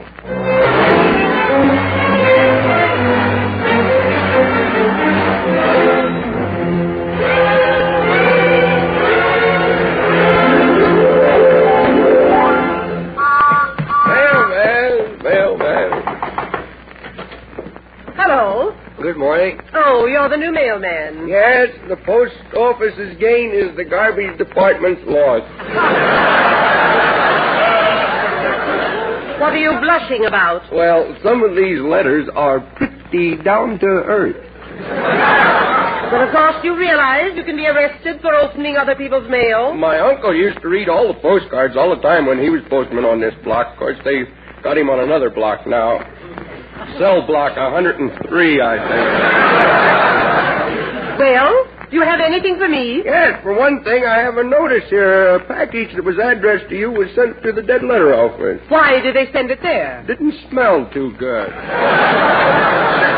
That must be the souvenir my brother said he was sending me from overseas. Where's he stationed? In Denmark?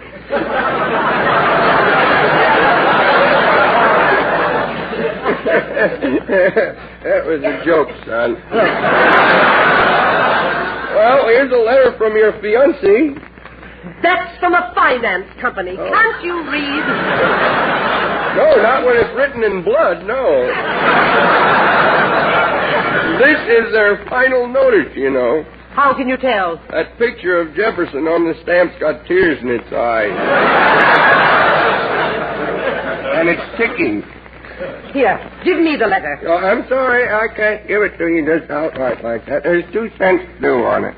Oh, well, it's just from the finance company. I don't want it anyway. Take it back. I can't take it back. You know the mailman's slogan. Neither rain, nor snow, nor sleet, nor dark of night shall stay these swift couriers from their duly appointed rounds. Meaning what? I got bunions on my feet. Now, how about that 2 cents? Come on. I don't have it. I haven't got a job. My husband's in the army. I've got 2 kids and the mortgage on the house is due. I don't know which way to turn. I'm so depressed. I feel like ending it all. You listen to Life Can Be Beautiful a lot, don't you?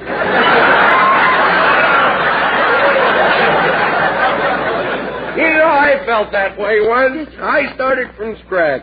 And what happened? I got blood poisoning. How about that 2 cents? Come on, 2 cents. No, I haven't. Just return it to the finance company. Nothing doing. It says on the envelope, return in 5 days, and I can't wait that long. Well, come back tomorrow. My husband may be home by then. Oh, I wish I was a pilot delivering airmail. What difference would that make? You could tie a string on your letter and yo-yo it to you every morning. Well, I'll try again tomorrow.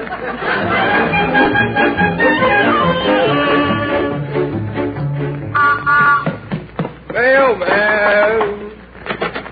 Oh, it's you again. Yeah, I walked so much since I saw you last that my shoes are worn down to my ankle. So what? They give you a good salary. They pay me what I'm worth. Well, that's all right. No, it's not. I think I ought to get some money.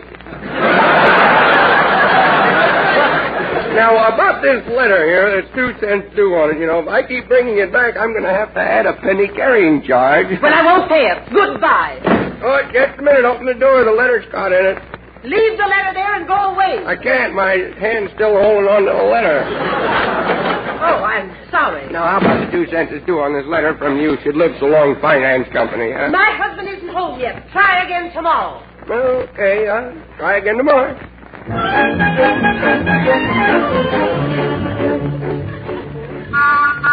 Mailman. Well, what do you want, leafhead? Hi, your voice has changed, hasn't it? I'm the lady's husband. I just got back. Oh, those your shoulders, or are you wearing a stamp letter in your coat, huh? Say, are you the guy who's been pestering my wife for 2 cents?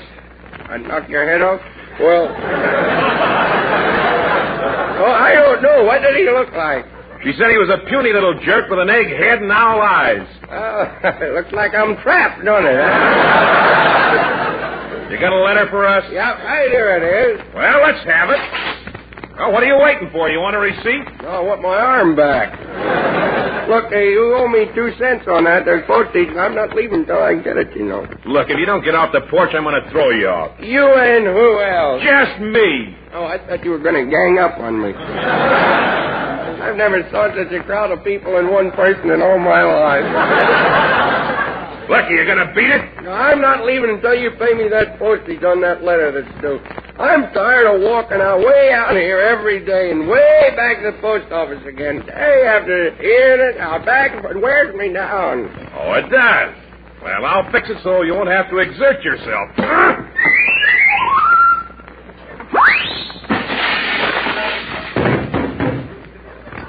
I must have worked overtime. It's a little dark here in the post office now.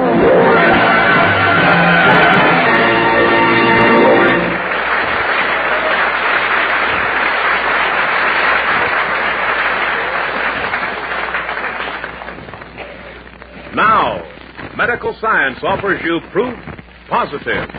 No other leading cigarette is safer to smoke, gives you less nicotine, less throat-irritating tars than the new smoother, better-tasting Raleigh.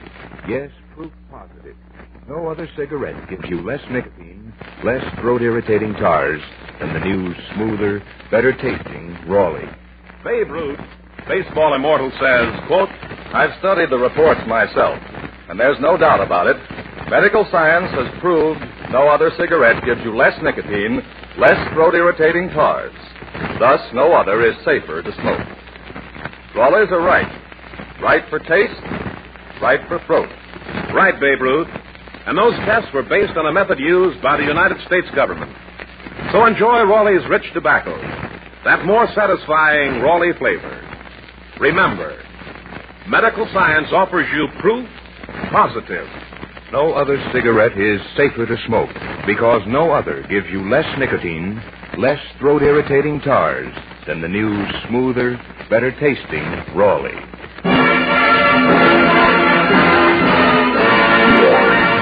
Tonight, David Forrester and his orchestra play Cole Porter's Begin the Begin. Begin. Begin.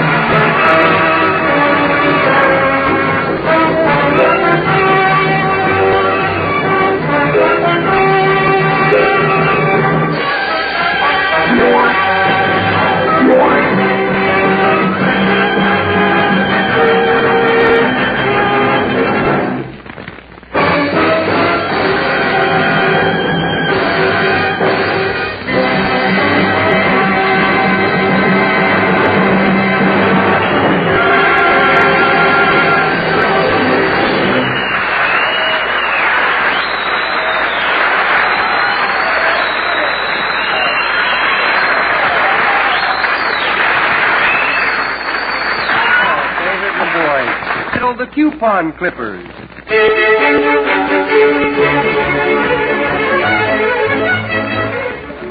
This is the story of Clem Kadiddlehopper, who used to clip coupons out of the magazine, send them away, and get clipped right back again.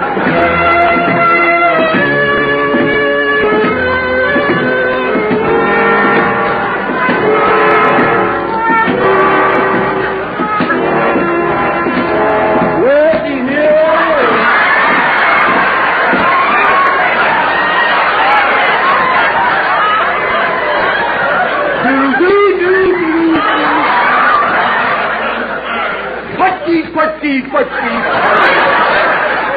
The cement makes her putty. Ain't it a beautiful day? The grass is getting greener, the trees are greener, my ears are in bloom. I guess I'll go down to the mailbox and see if I got any letters today. Well, here comes the mailman now. There he is. Howdy, Clem. Well, Sarah, do howdy doody to you, too. What you doing riding with this guy? Howdy, Clem. Well, he picked me up at the station when he was getting the mail bag. Grabbed you by mistake, huh? Now, Clem, don't get jealous. Well, Joe here is a new mailman, and he's a nice guy. Yeah. I bought her a pair of nylons. Nylon? Uh-huh. And they're guaranteed not to run. Well, they will when they see what they got to cover up. Clem, you ain't got no right to be sore and making them their nasty remarks. Look, fella, Sarah Dew has just helped me deliver the mail. After all, 2 heads are better than one. Well, I wouldn't know. I've never been stuck with just one. You'd better watch your step, though, you mail-order Casanova, you. Sarah Dew's my girl. Since when? If no one else will have us. Well, let me tell you something, Clem Q. Kadiddlehopper. What's the Q for? For playing pool.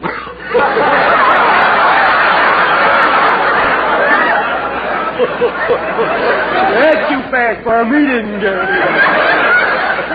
Don't stand there racking your brain. Figure it out, will you? Well, the next time I go out with Joe, I'm going to let him kiss me. Well, it will serve him right. Never mind that. Do I have any mail today? Well, Clem, you are a popular man today. I've got a lot of mail for you. Well, now, there's the one I've been waiting for. Lesson number 2 on how to be the stupidest person alive. How to be the stupidest person alive? Yep. But, Clem, you are the stupidest person. I know, but when I finish these lessons, I'll be alive. Clem, you surely don't have to take lessons to be a jerk. No, no, I don't. No, I just want to find out why it takes some people so long, Joe. And after all, a refresher course is good now and then.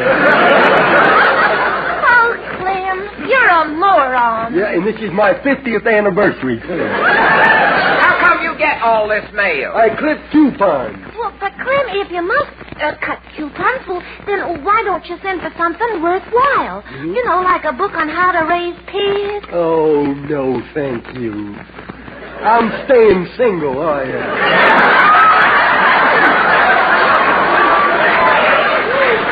Oh, be serious.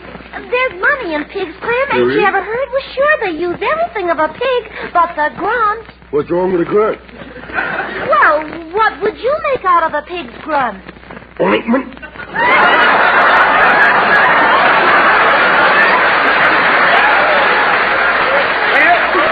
Well, Sarah Dew, I've got to be going. I'll see you on my delivery tomorrow, sugar. Good morning. Yeah.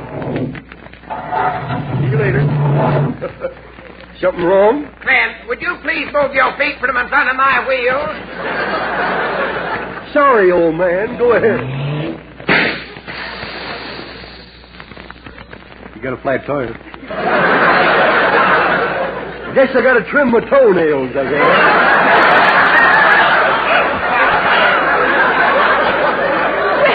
Well, Clem, why don't you wear shoes? Because you don't make them with the heels in the back.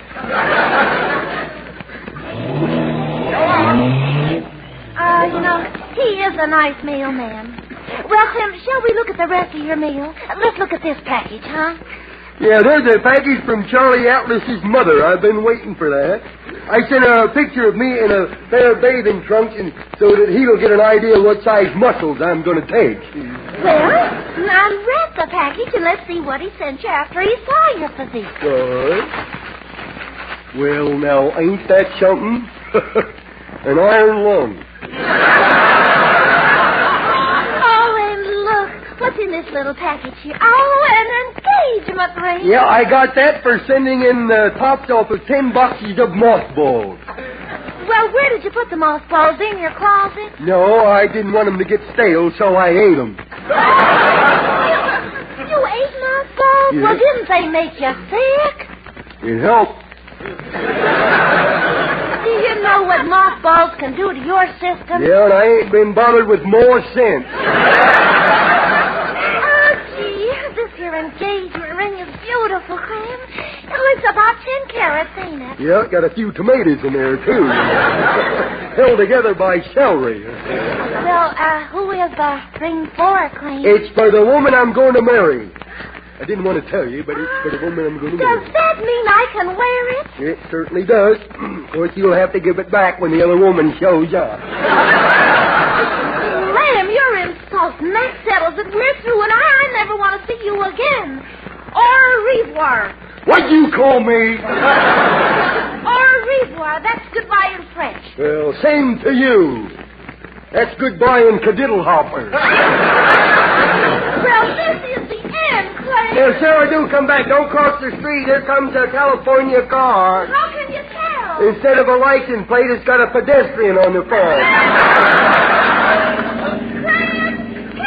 Here, I'll save you, Sarah. Do. He's heading right for you. Don't zigzag. He's doing the same thing. He's going to get you.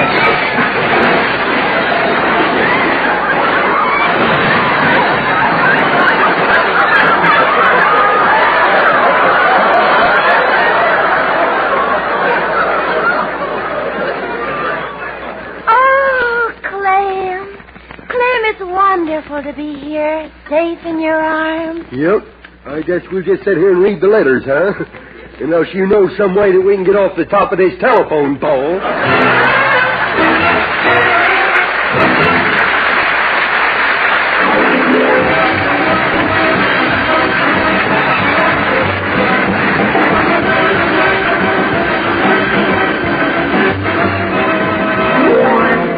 Remember, we'll all be back with you next Tuesday at the same time. Red Skelton, David Forrester and his orchestra, Anita Ellis, Verna Felton, Gigi Pearson, Pat McGeehan, and yours truly, Rod O'Connor.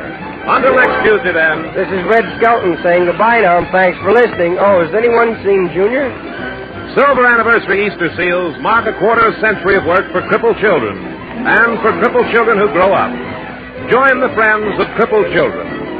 Brown and Williamson invite you to other good listening throughout the week. Hear Hildegard tomorrow night in the new Penguin Room, and People Are Funny with Art Linkletter Friday night. And return with Red Skelton next Tuesday. Red Skelton is heard in this program through the courtesy of Metro Goldwyn Mayer.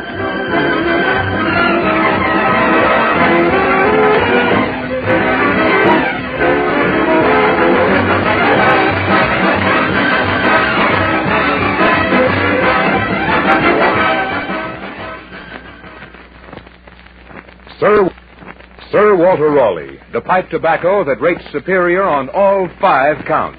Check them. A rich, ripe, full-bodied, burley blend. Sir Walter Raleigh. Mellowed with rum for extra smoothness, deep down satisfying goodness. Sir Walter Raleigh. Clean smoking right down to bowl bottom. Leaves only a clean, dry ash. Sir Walter Raleigh. Crimp cut for slow, even, cool burning. Sir Walter Raleigh. Keeps home sweet home. The brand of grand aroma. Sir Walter Raleigh. Sooner or later, your favorite tobacco. Yes, a favorite in the Army, Navy, Marines, and Coast Guard, with men everywhere who appreciate quality pipe smoking. Try Sir Walter Raleigh, the quality pipe tobacco of America.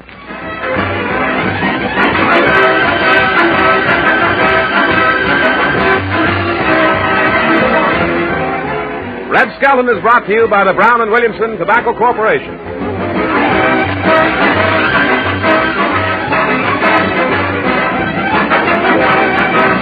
This is NBC, the National Broadcasting Company.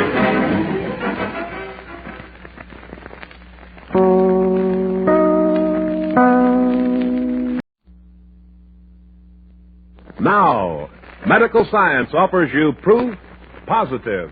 No other leading cigarette gives you less nicotine, less throat-irritating tars than the new, smoother, better-tasting Raleigh.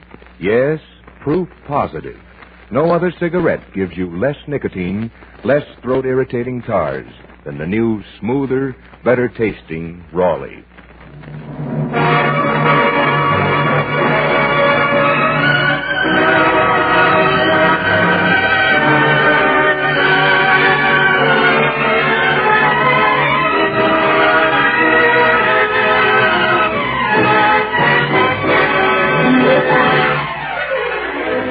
From Hollywood, the Raleigh Cigarette Program, starring Red Skelton with David Forrester and his orchestra, our singing star Anita Ellis, Gigi Pearson, Verna Felton, Pat McGeehan, and yours truly, Rod O'Connor.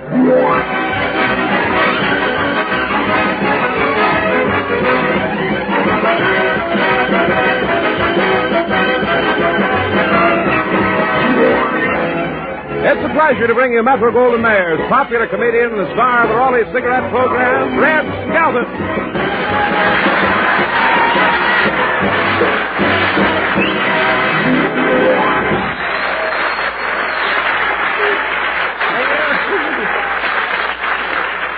Thank you very much, ladies. I wonder what would happen some night if we didn't tell you to applaud when we told you to. Thank you and good evening, ladies and gentlemen. Rodney, old man, how are you? You've been happy this past week, I hope? I'll see you later. I guess I'm in the wrong studio. No, you're in the right place. Come here. This week I was out traveling in the best circles. Made you a little dizzy, didn't it? Yeah. You're proud of that, ain't you?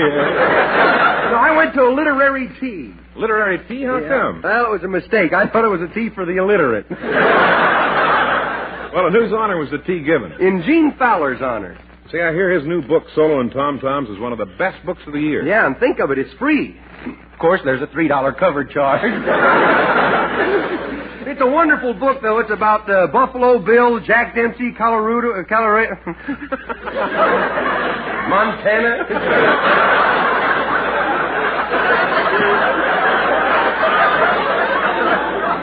It's about a place up north here, see? And the hundreds of great people.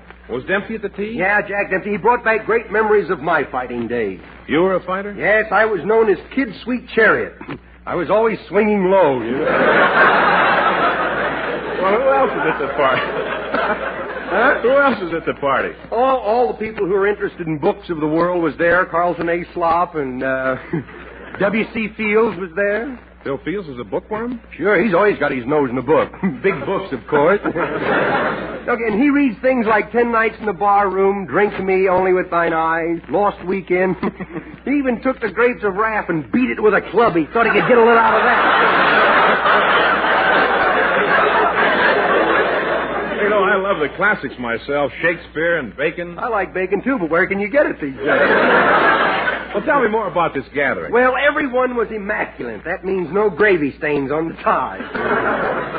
Some society lady got up to sing. She had on a brown hat, brown gloves, brown shoes, brown... She looked like 200 pounds of hot dogs coming to life. And bow-legged, no kidding. If she ever gets a run in her stocking, it'll go by the way of Pomona. Well, what did she sing? I'm proud of that.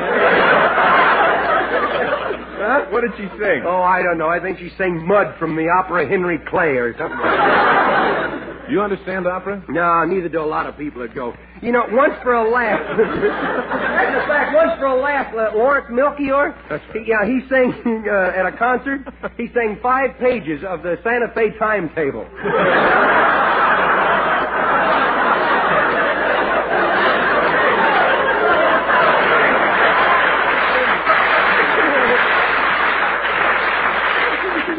You're kidding. No, I'm not either. It's the first time people ever applauded the fact that number 7 didn't stop at Glendale. Well, what else happened at the tea? Well, Gene Fowler told me that he might write a story of my life entitled, Don't Let This Happen to Your Daughter. Then Fowler gave a short review on his book, and then we all went swimming. Swimming? Yeah, oh, you should have seen me. I climbed clean up to the top of a 100-foot ladder. Right up to the top of the... You know, it's harder to climb down a ladder than it is to climb down. Johnny Weissmiller was there. Old Tarzan himself. Yeah, boy, can he dive. He did a swan dive that was so graceful a seagull can make matching for his autograph.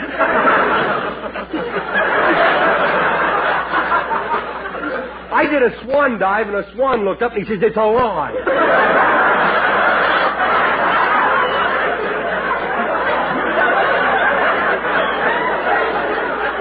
Marilyn Maxwell was there. I have to laugh myself at times to keep from getting lonesome.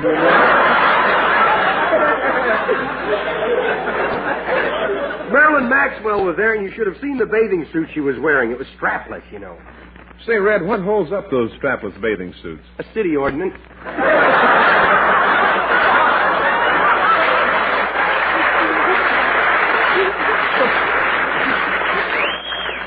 Well, all in all, it sounds as though the literary tea was a big success. Yes, and I'd like to say if people would like to read a good, clean book with good humor, a solo and tom-toms really beats it out.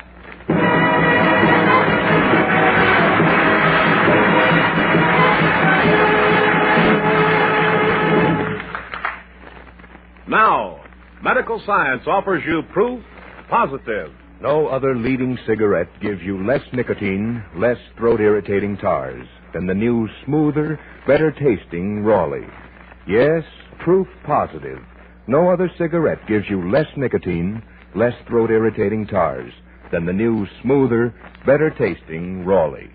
Yes, scientific tests of America's 6 biggest-selling brands based on a method used by the United States government. Tests certified by a jury of 14 distinguished doctors, including throat specialists, have proved conclusively no other cigarette gives you less nicotine, less throat-irritating tars, so no other is safer to smoke. Yes, Raleigh's are right. Right for taste, right for throat. Enjoy Raleigh's rich tobaccos, that smoother, more satisfying Raleigh flavor. Remember, medical science offers you proof positive. No other cigarette gives you less nicotine, less throat-irritating tars, so no other is safer to smoke than the new, smoother, better-tasting Raleigh.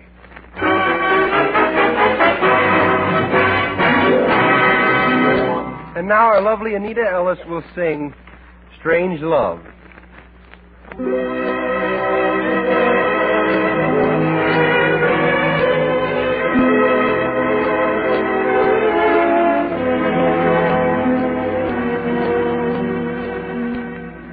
My love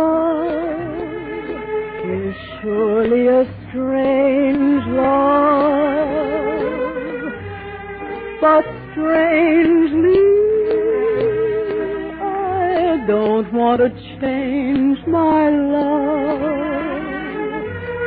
Though your heart was always denied me, I'm happy when you are beside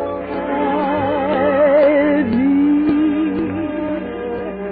My arms are strangers to your arms, and my lips are pleading in vain again. But someday you'll love me some way, so rather a strange love. Till then, my arms are strangers to your arms, and my lips are pleading in vain again. But someday love me in some way.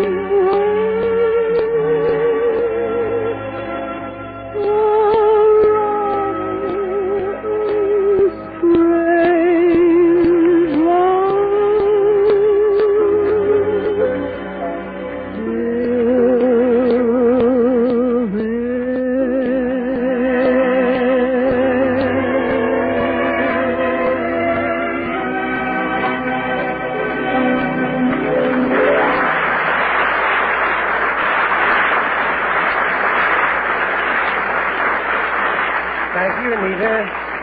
Tonight, the story in the Skelton scrapbook of satire is entitled Easy Money. Our characters are fictional. If they resemble anyone you know, get them back in the cage, quick. Chapter 114 is entitled The Night Watchman at the Bank, and our specimen is J. Newton Numbskull, one of the many who'll take any kind of a job for soft dough.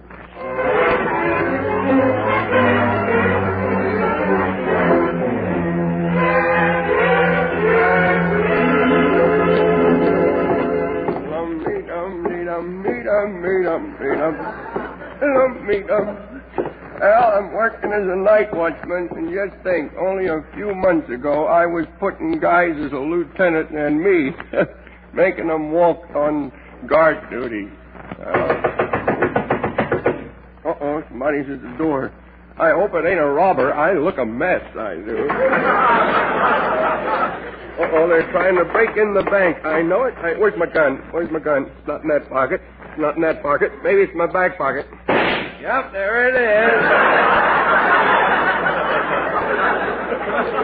Gee, I look funny with only 7 toes on 1 foot, don't I? I'll sneak over and see who's at the door. Who's there? It's me, Mary Lou Maid, the scrub woman. Oh. I'm sorry to keep you waiting there. I never seen such a scaredy cat. Put that gun away. Why don't you be tough? Where I come from, men eat meat raw, then sit over a hot fire to barbecue it. Well, that's nothing. Where I come from, when a cat wants milk, he hijacks a cow. You want me to help you clean up around here alone? Are you sure you're strong enough? Sure. Feel this muscle. Yeah. It's like a rock. How'd you get a muscle like that? I sewed it in my sleeve. I got news for you. It is a rock. I thought I was putting something over on you. Hey, look, Newton, you ought to take lessons from Charlie Atlas. Oh, not if I'm going to look like he does. I wouldn't want to take him. What do you mean? Well, ain't you ever noticed these pictures in magazines? He's half leopard.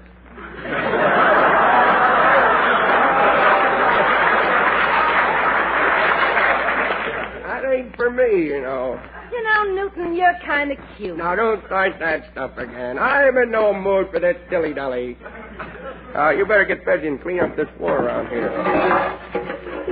You know, Newty, I've been thinking a lot about you. Yeah. Tell me, do you ever think about me? Oh, sure. Last night I dreamed about you. You did? Yeah, I dreamed you and I were married. And I can hardly wait to get to sleep tonight so I can get a divorce again. I got to get to work. You know, our burglar alarm's a little out of order. I better walk around and see if all's well around here. Yeah, well, be careful walking around on that wet floor. It flickers a whistle.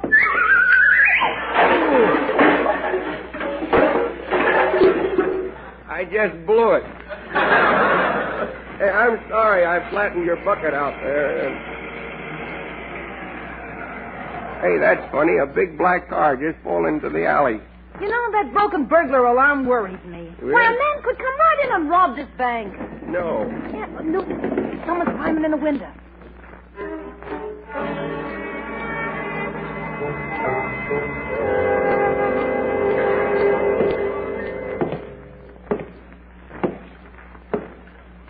Yoo-hoo. What do you want? All right, pipe down, you mugs. Oh, a Harvard man. Well. Shut up, Warthead. Yeah. I knew that broken burglar alarm would get us into trouble around here. Did you say the burglar alarm ain't working? Yeah. Makes a nice little plot, don't it? Let's hurry and everybody turn a page. I'm dying to find out how it turns out. What did you say? Said, did you... Huh? Did you say the burglar alarm ain't working? That's my voice, yes. You don't happen to know the combination to this safe, do you? Yes, I do. Where is the combination? I got it in my head. That hole ain't empty, you know. Look, get out of my way. Now, you stop pushing. I'll open the safe. That ain't nice, you know. Let me see. I'll need my blowtorch, my drill. You're a Can't very pick on my nasty flashlight. man, you know. You ought to be ashamed. Say, Who's the cute little chick over in the corner? She's kind of pretty. Yeah, perched there nice, ain't she, huh? You better get another bulb for your flashlight if you ask me. Hey, stay away from me, you thief. Ah, come on. Give us a little kiss, baby. I will not.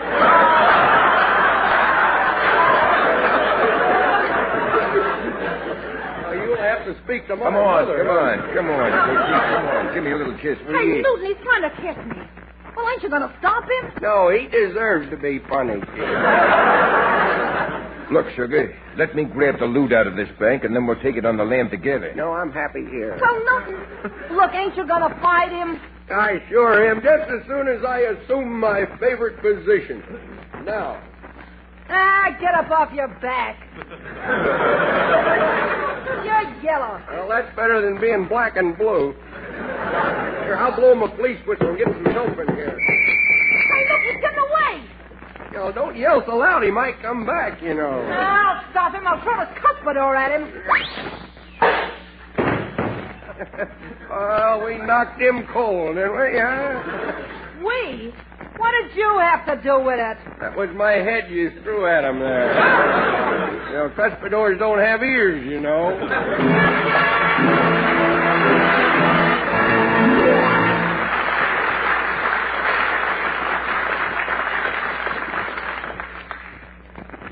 Now, medical science offers you proof positive.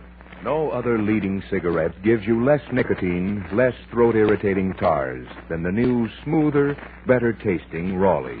Yes, proof positive. No other cigarette gives you less nicotine, less throat-irritating tars than the new, smoother, better-tasting Raleigh. Joseph Cotton, starring in David O. Selznick's Duel in the Sun, says, quote, I've read the reports on brand after brand.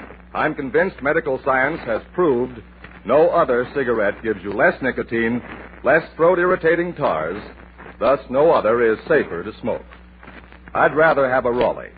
Raleighs are right. Right, Joseph Cotton. And those tests were based on the method used by the United States government.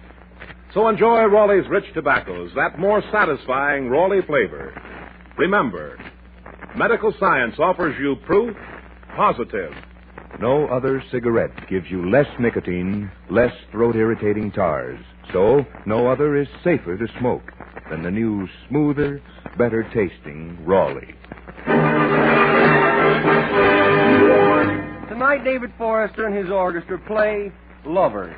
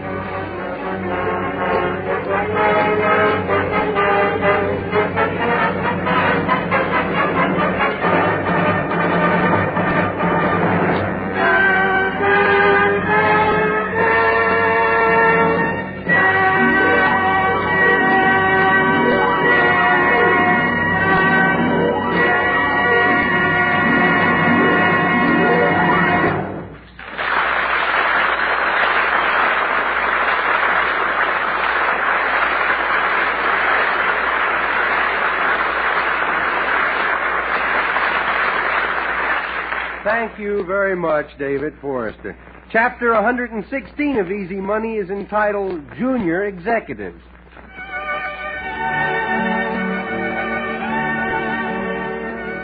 All children at some time or other have tried to make money the easy way. All their little schemes usually work, and Junior's no exception.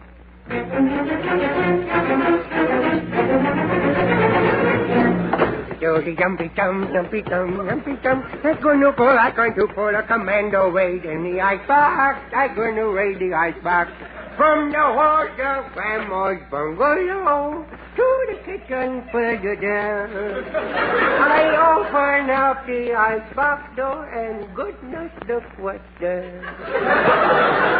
Oh, boy, look at that chicken. His little tummy is growling. I think I'm going to give it the bird. Junior? Yes? What are you doing? I'm playing Marine Raider, Grandma. Are you having fun? Hmm? What you said? Are you having fun? Not getting me fill of it, yeah. Junior, you're not getting into the cold chicken, are you? No, the cold chicken is getting into me. Good heavens, look at that chicken. Yeah, he's boning, isn't he, huh? Junior, Yeah. why do you do these things? Other little boys don't act like you. Well, I don't know why they don't. It's easy once you get onto the rope. Young You man? get not around to see it, Is all. that so? Yeah. Well, just for that smart answer, I'm going to cut your allowance off for 1 month. You mean I gotta go without me jelly beans? Me staff of life? LaGuardia will hear about that. And don't go near your piggyback either. Piggyback?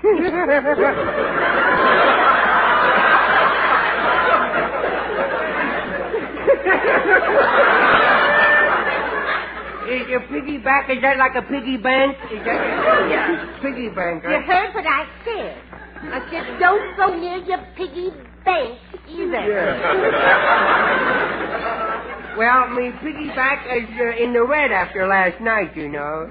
What happened last night? Well, Gramps found out that me piggy bank was loaded, and before I knew it, me bank was empty and he was loaded. What do you mean he was loaded? I think somebody shot him. He came staggering in last night, and I heard him say, "Oh, boy, this is awful. I got 6 straight shots in me." Get down to the icebox. Yeah, okay. Hey, Grandma, what happened to the widow light that used to be in this little hole up here? Junior, don't stick your finger in that socket.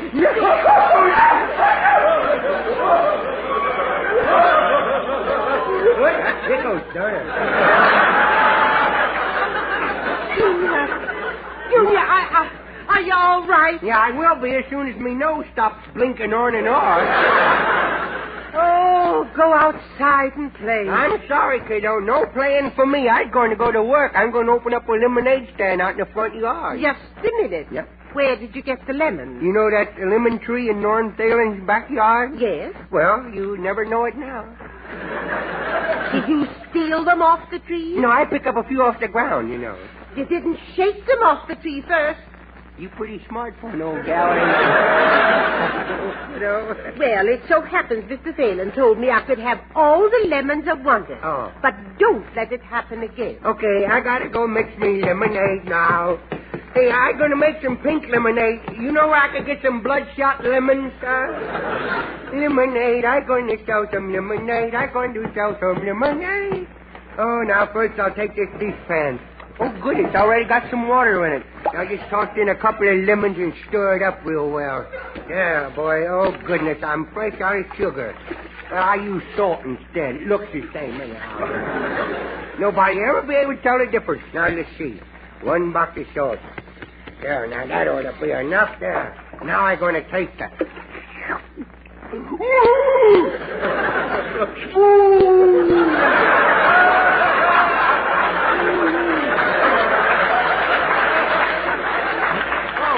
Couldn't be that bad. It couldn't be that bad. Oh, Junior, don't use the dishpan on the back porch. Why? I'm soaking one of your little shirts in it.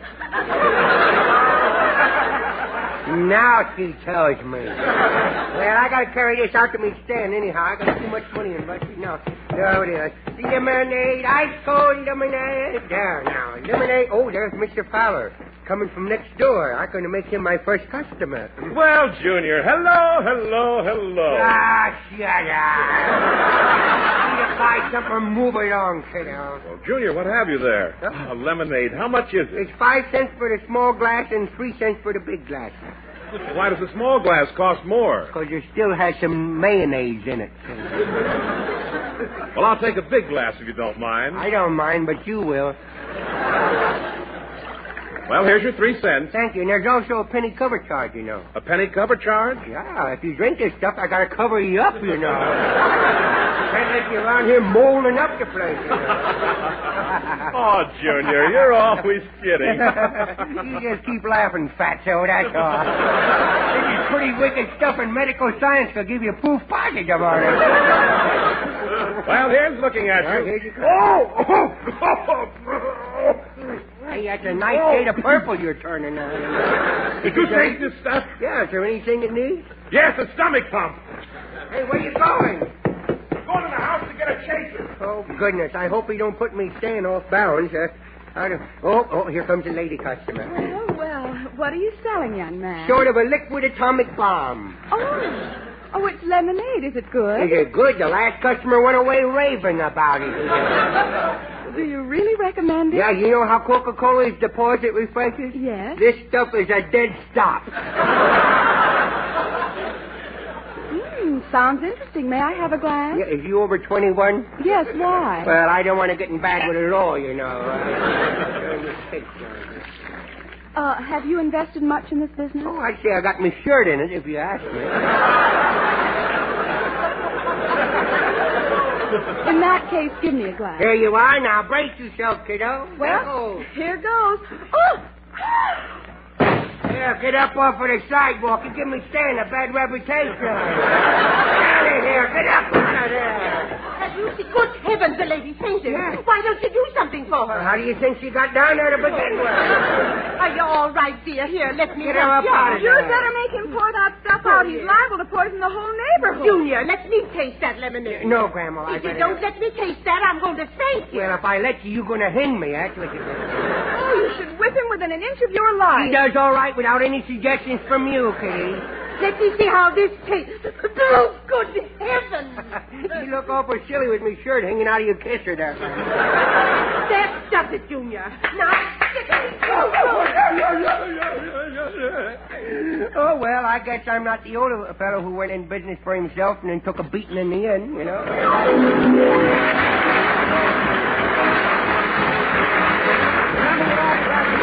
At this same time, until next Tuesday then. This is Red Skelton saying goodbye now, and thanks for listening. And by the way, folks, don't you think too many people are greeting the returning GI with this? Thanks, pal, for fighting for me. Now go out and fight for yourself. Good night. Sir Walter Raleigh, the pipe tobacco that rates superior on all 5 counts. Check them. A rich, ripe, full-bodied, burley blend. Sir Walter Raleigh. Mellowed with rum for extra smoothness, deep down, satisfying goodness. Sir Walter Raleigh. Clean smoking right down to bowl bottom. Leaves only a clean, dry ash. Sir Walter Raleigh. Crimp cut for slow, even, cool burning. Sir Walter Raleigh. Keeps home sweet home. The brand of grand aroma. Sir Walter Raleigh. Sooner or later, your favorite tobacco. Yes, a favorite in the Army, Navy, Marines, and Coast Guard, with men everywhere who appreciate quality pipe smoking. Try Sir Walter Raleigh, the quality pipe tobacco of America. Red Skelton is brought to you by the Brown and Williamson Tobacco Corporation.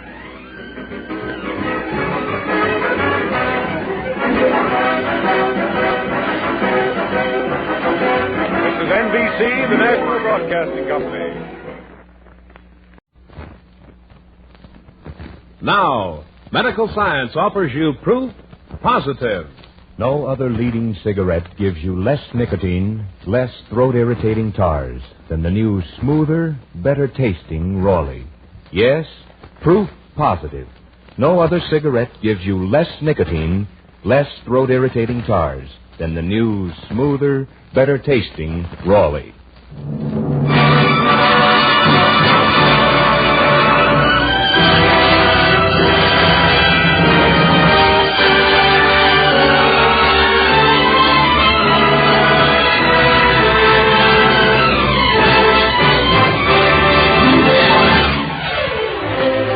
From Hollywood, the Raleigh Cigarette Program, starring Red Skelton with David Forrester and his orchestra, our singing star Anita Ellis, Gigi Pearson, Verna Felton, Pat McGeehan, and yours truly, Rod O'Connor.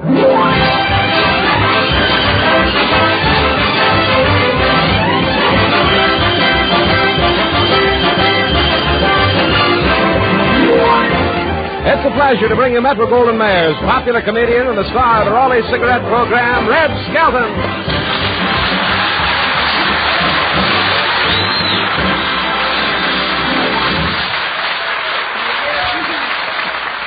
Thank you very much, and good evening, ladies and gentlemen. How are you tonight, Roderick? Say, Red. No, don't call me Red. From now on, it's Richard. If Joe Brown can come on the air and say Los Angeles, you know, I can come on it and change my name to Richard. That's my maiden name, of course. I'm a changed man, you know. A changed man? Yes, I got my laundry back today. You know, my girl works in the laundry, and to show my appreciation, I really showed her a good time. Where'd you take your girl? Well, you know the Macombo and Ciro's? Yeah? I took her down to the beach. The beach, huh? Yeah. We went out to the amusement pier there, and I took in all the concessions. The roller coasters. Oh, you know those roller coasters, they're wonderful. You get on them, you know, and they go zooming all around. They go up and down, make these dips and everything. Fast turns, you almost fall out if you don't hold on. Zoom, zoom, zoom, zoom like that. Boy, I'm glad it wasn't going.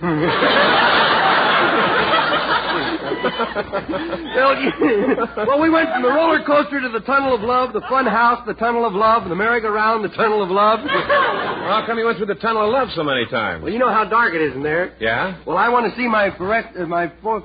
What? Wait a minute, here, little girl. You can't pronounce it either.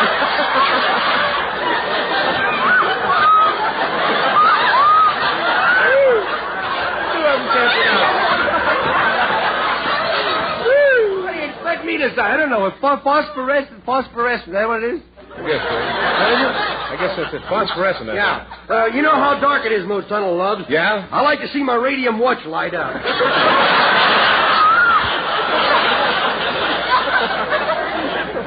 You get none of your every week. Sure do. Well, what else did you do at the pier? Well, we went to see the freak show, but my girl didn't like it. Why not? When she walked in, the freaks went out and bought tickets. See how she looked. Well, did anyone recognize you on the pier? Yeah, when I got to the Ferris wheel, one of the operators says, "That's Red Skelton." And what happened? Yeah, he waited till I got to the top, and then he shut the motor off and went home. Well, Red, that was awful. Yeah, there was an old lady on the ground, looked up, and she says, "My ham's really going up, hasn't it?"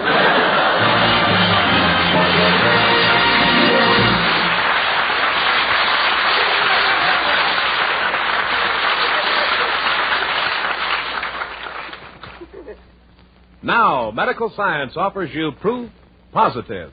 No other leading cigarette gives you less nicotine, less throat-irritating tars than the new smoother, better-tasting Raleigh. Yes, proof positive.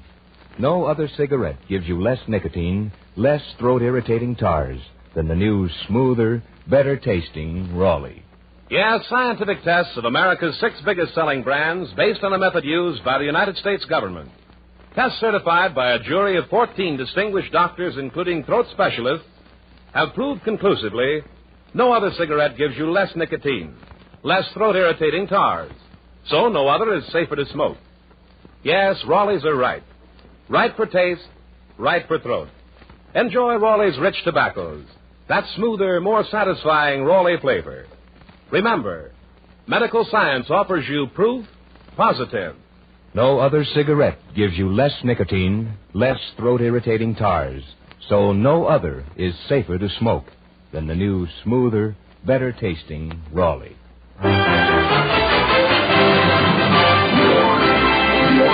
And now our lovely Anita Ellis will sing an old favorite from some years back, On the Street of Regret.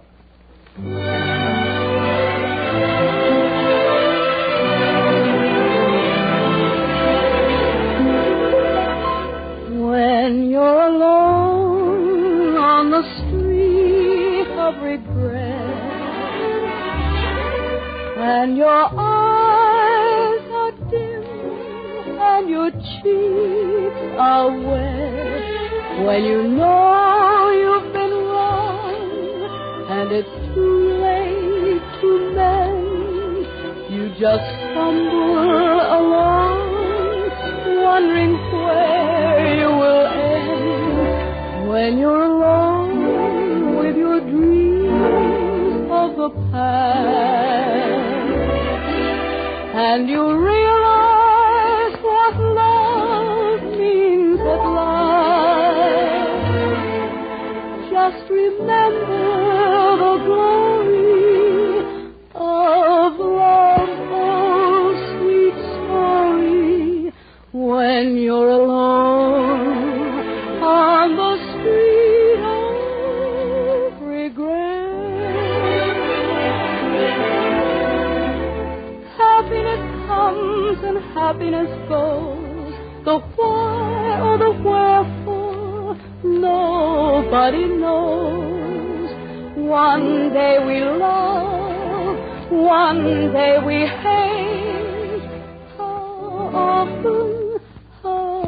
often we understand too late.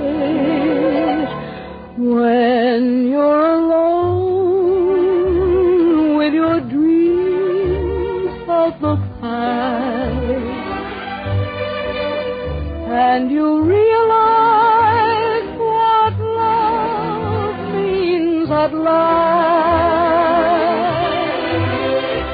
Just remember the glory of love's own sweet story, when you're alone on the street of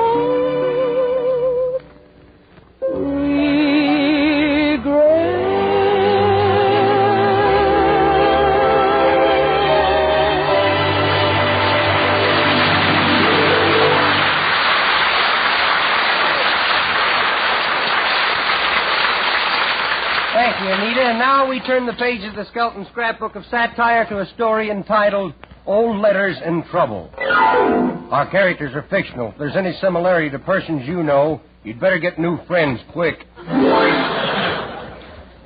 Chapter 120 is entitled Mail That Letter. This is the story of Willie Lump Lump and the trouble he had with an old letter that he forgot to mail.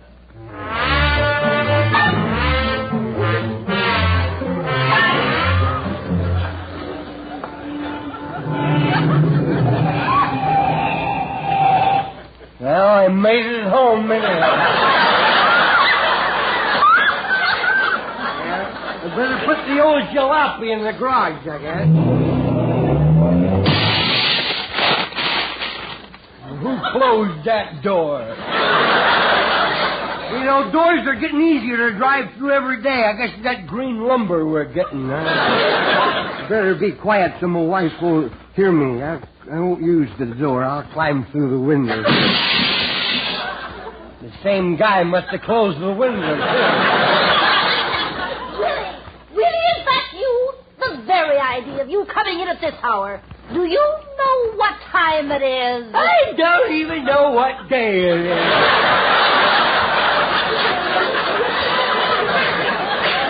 Well, it's 3 o'clock. Oh, no, it's not. Oh, yes, it is. Oh, no, it's not. You keep out of this stool, Piggy. Well, come on, get the lecture over with. Get the lecture over with. Have you been at it again? No, I ain't been at it again. I've just been out eating pretzels, is all.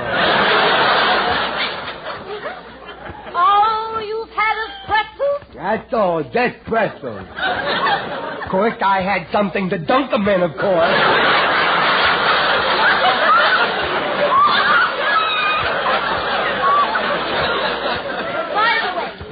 Did you mail that letter to my brother? Yes, I mailed it, yes. Are you sure?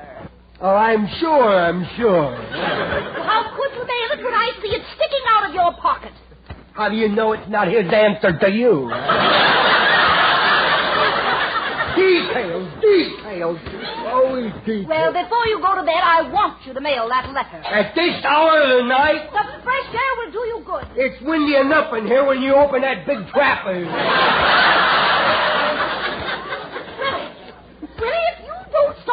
like that to me, I'll go home to Mother. Well, when you go, take your father with you.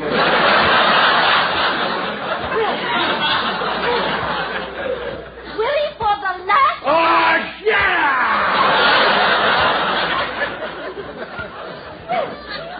What happened to us? I don't know. When we were...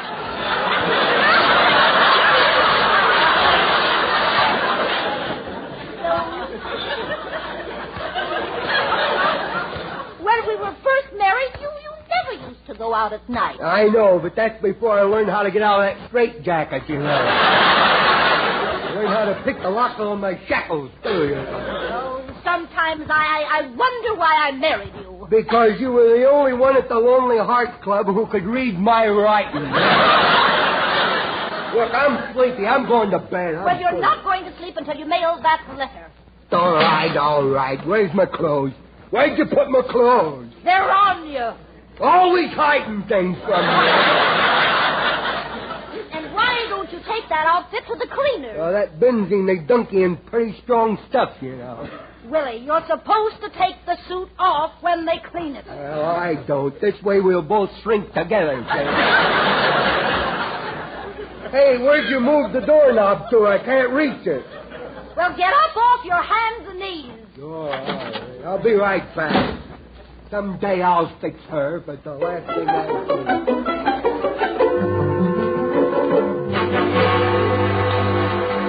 Even with her, but the last thing I ever do... There's the mailbox. Well, look at that sweet little old lady waiting for a bus. Probably a little old scrub woman somewhere. Isn't she sweet? Good morning, Mother. Don't speak to me, young man! Crawl back in your cobweb, will you? I gotta mail this letter here. Funny, this box won't open up here. I've got news for you. That's not a mailbox. That's a police call box. I'll get this thing open if it's the last thing I do. Must be for airmail, huh? You keep that up and you'll get in trouble with the police. I know what I'm doing here.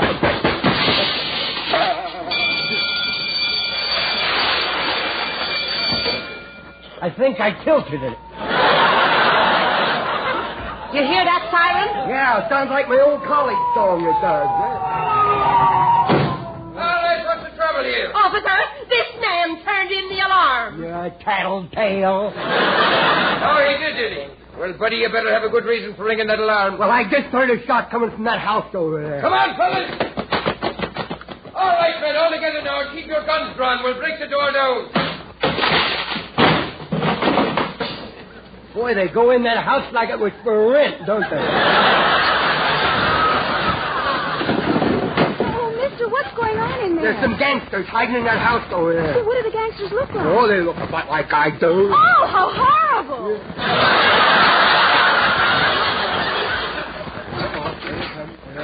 Oh, look, the police are coming out of the house with somebody. Get on this horse! Come on, sister, come on. Now, you cut one of them, huh? Willie, tell these men who I am. They wouldn't believe me. You gotta give people proof positive nowadays. Thanks a lot for the tip, mister. I think we caught Needle Nose Nellie. Well, I'd have swore it was gravel-girt son, no kidding. Willie, tell them I'm your wife. Don't get familiar with me, Needle Nose. Come on, sister. You're joining the Alcatraz Women's Auxiliary. No, wait a minute, officer. Wait a minute. Willie, I knew you wouldn't let me go like this. No, I wouldn't let you go this way. Here, take this letter with it. You can give your brother the thing in person.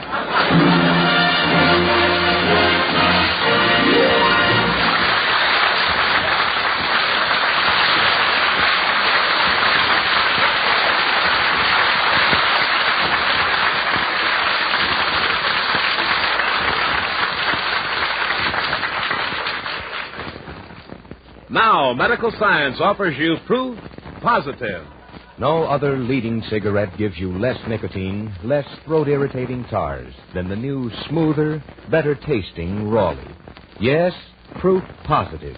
No other cigarette gives you less nicotine, less throat-irritating tars than the new, smoother, better tasting Raleigh.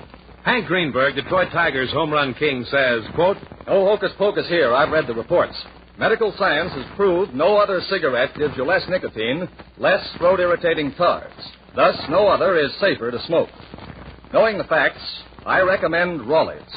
Raleigh's are right. Right, Hank Greenberg. And those tests were based on a method used by the United States government. So enjoy Raleigh's rich tobaccos, that more satisfying Raleigh flavor. Remember, medical science offers you proof positive. No other cigarette gives you less nicotine, less throat-irritating tars. So no other is safer to smoke than the new, smoother, better tasting Raleigh.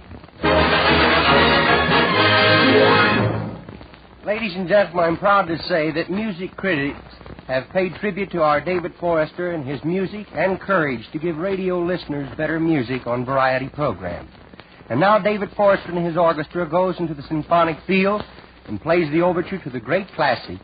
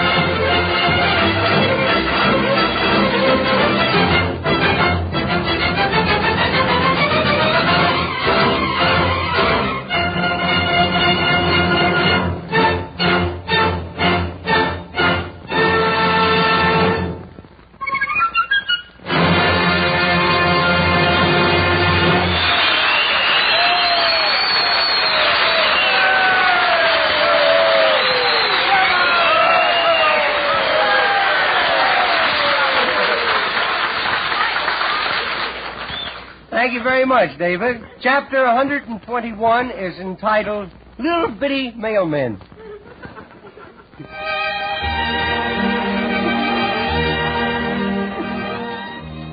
Ah, yes.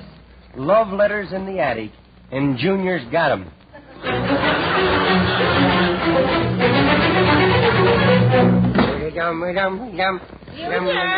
What are you doing? I'm just sitting here wondering how that vase stays on that table there. It stays there because you leave your hands off of it. Sorry, I can't accept that for an answer. I caught you with the slingshot. No, no. Now you're going No, please, it was an accident, Grandma. It was? Yeah, I was aiming at the goldfish bowl. Junior, why don't you reform? Why don't you listen to the good voice? I do. Well, then, why do you go on being bad? Well, because every time my good voice opens his kisser, me bad voice does me foot right into it. Oh, the mailman. Yes. There he is, oh, boy. Wait till he lifts the lid on that mailbox. I'm going to find out if my new invention worked or not. Junior, if you put one of your booby traps in the mailbox, you know what's going to happen to you? I'm more interested in finding out what's going to happen to him, you know. Boy, when that thing goes off, you'll think he's delivering ale mail around here. Oh, Junior. You're kidding me. You just keep laughing, kiddo, that's all. Boy, they make growing up dumber every day, don't they, Mailman!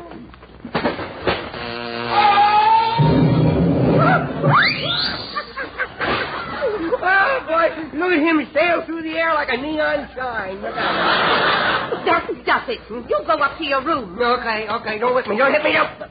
I got past you that time. I'm going up to my post office in the attic. Yes, by all means, go on up to the attic. Okay, I'll go to the attic. We have a small house. Now, let's see. If I'm going to be a mailman, I'm going to need some letters to deliver. And if I'm not mistaken, love letters that Grandma has been saving is in this trunk. And if I'm not mistaken, there they is. I don't guess she'll ever need them again. And then again, she might. And then again, I don't know why I was worrying me widow head about it. I'm going to do this anyhow. Well, here I go. The mail's got to be delivered. Now I'm going to slide down the banister. Special deliveries, you know.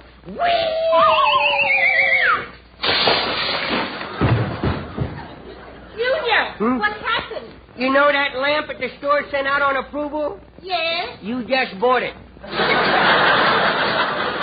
And boy, what a waste of money, too. Like I did on me widow head. Oh. Well, for a minute I was afraid you'd hurt yourself. Yeah. Oh, you sure does love me, don't you? Well, the mail's got to be delivered. I'm going to deliver the mail. Oh, there's the man who lives next door, old Joe McGregor. The blimp that walks like a man. Well, Junior, what have you been doing today? Oh, nothing good. You can bet your life on that, you know. What's that package of letters you're carrying? That's me mail. I'm a postman. Junior grade, of course, you know. So you're playing mailman now. Isn't that nice? Not the way I play this, fat dog. I'm not fat, Junior. If you're not fat, you're carrying an awful lot of flab around in your pockets. I know that. Well, I can't stand here gabbing. I got work to do. Here's your letter for you. There. Oh, thank you, Junior. Say this isn't from me. It's addressed to your grandmother. Well, she's through with it. You can have it. Why, it's a love letter your grandfather wrote. Yeah, that's it. Oh. Junior! Hello. Ah, shut up. Here comes that old Mr. Fowler next door. Junior, did you see that pie I had in the window? Did you say pie? Yes, it's missing. I thought maybe you might know something about it. I'm sorry. I don't happen to have any pie on me. Well, I'm glad to hear you didn't take it. Yeah. It was the best one I ever baked. Oh, I wouldn't say that.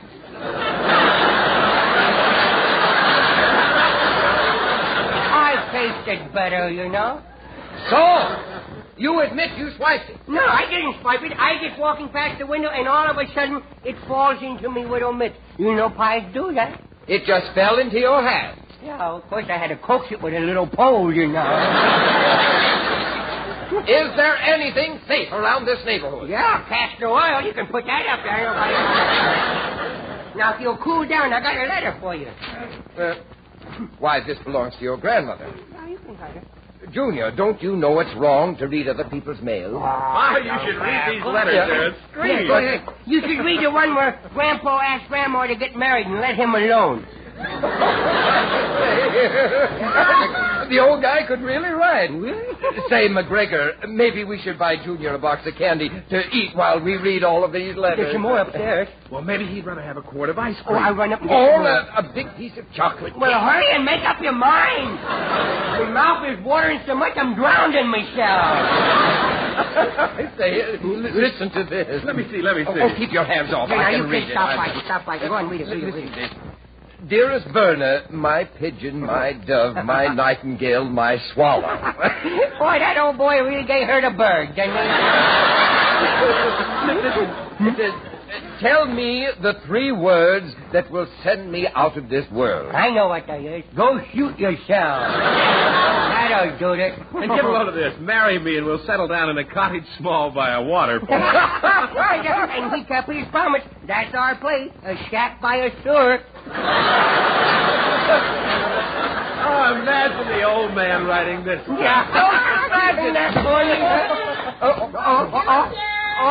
As the tap dancer said when they hung him, the jig is up. Hey, guys, you got to help me out of this, you gentlemen. Well, Junior, I've got to run now. See you later. Oh, no, wait a minute. Traitors. Well, Junior, what was all the hilarity about? Oh, those big kids are a lot of fun to play with, you know.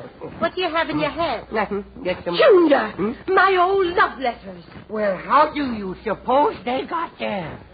So, that swine Gregor and Mr. Fowler ran away. They were reading them, my love letters. Yeah, and did they love them? Young man, come here to me. Well, I was only playing mailman. Well, I've got a hairbrush special delivery. Oh, no. Not the hairbrush again. Will you spank me with the hairy side for once, sir? No. Grandma, I'll tell you what. I realize that... Some neighbors are listening. Let's move over.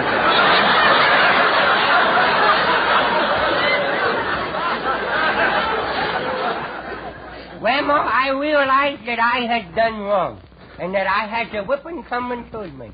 You do, Junior? Yes, I does. And when I grow up to be president, that's if I study me music lessons, of course. Well, when I get to be president, I'm going to point to you and say, there goes me dear old Grandma, the woman who used to beat me within the inch of me underwear. But I love that old kiddo, I does. Aw, will you really say that, Junior, when you grow up? Scout's honor, and that comes from the best little guy in the skunk patrol. Well, in that case... Yes, Grandma, dear Grandma. I'm going to give you the best spanking you ever got. No. You hit me. For a minute, I thought I had her, you know.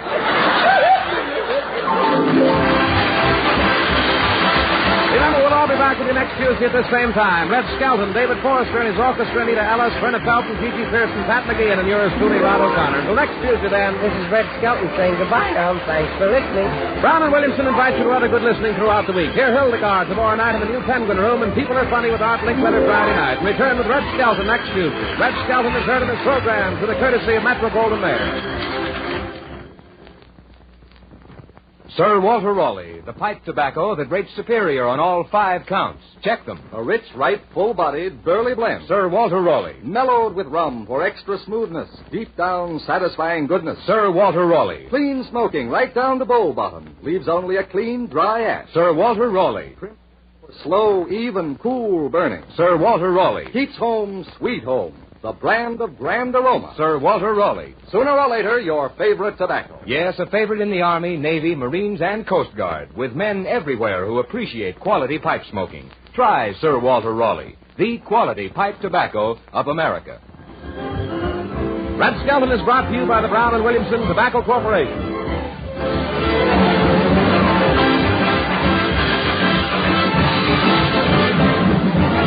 This is NBC, the National Broadcasting Company.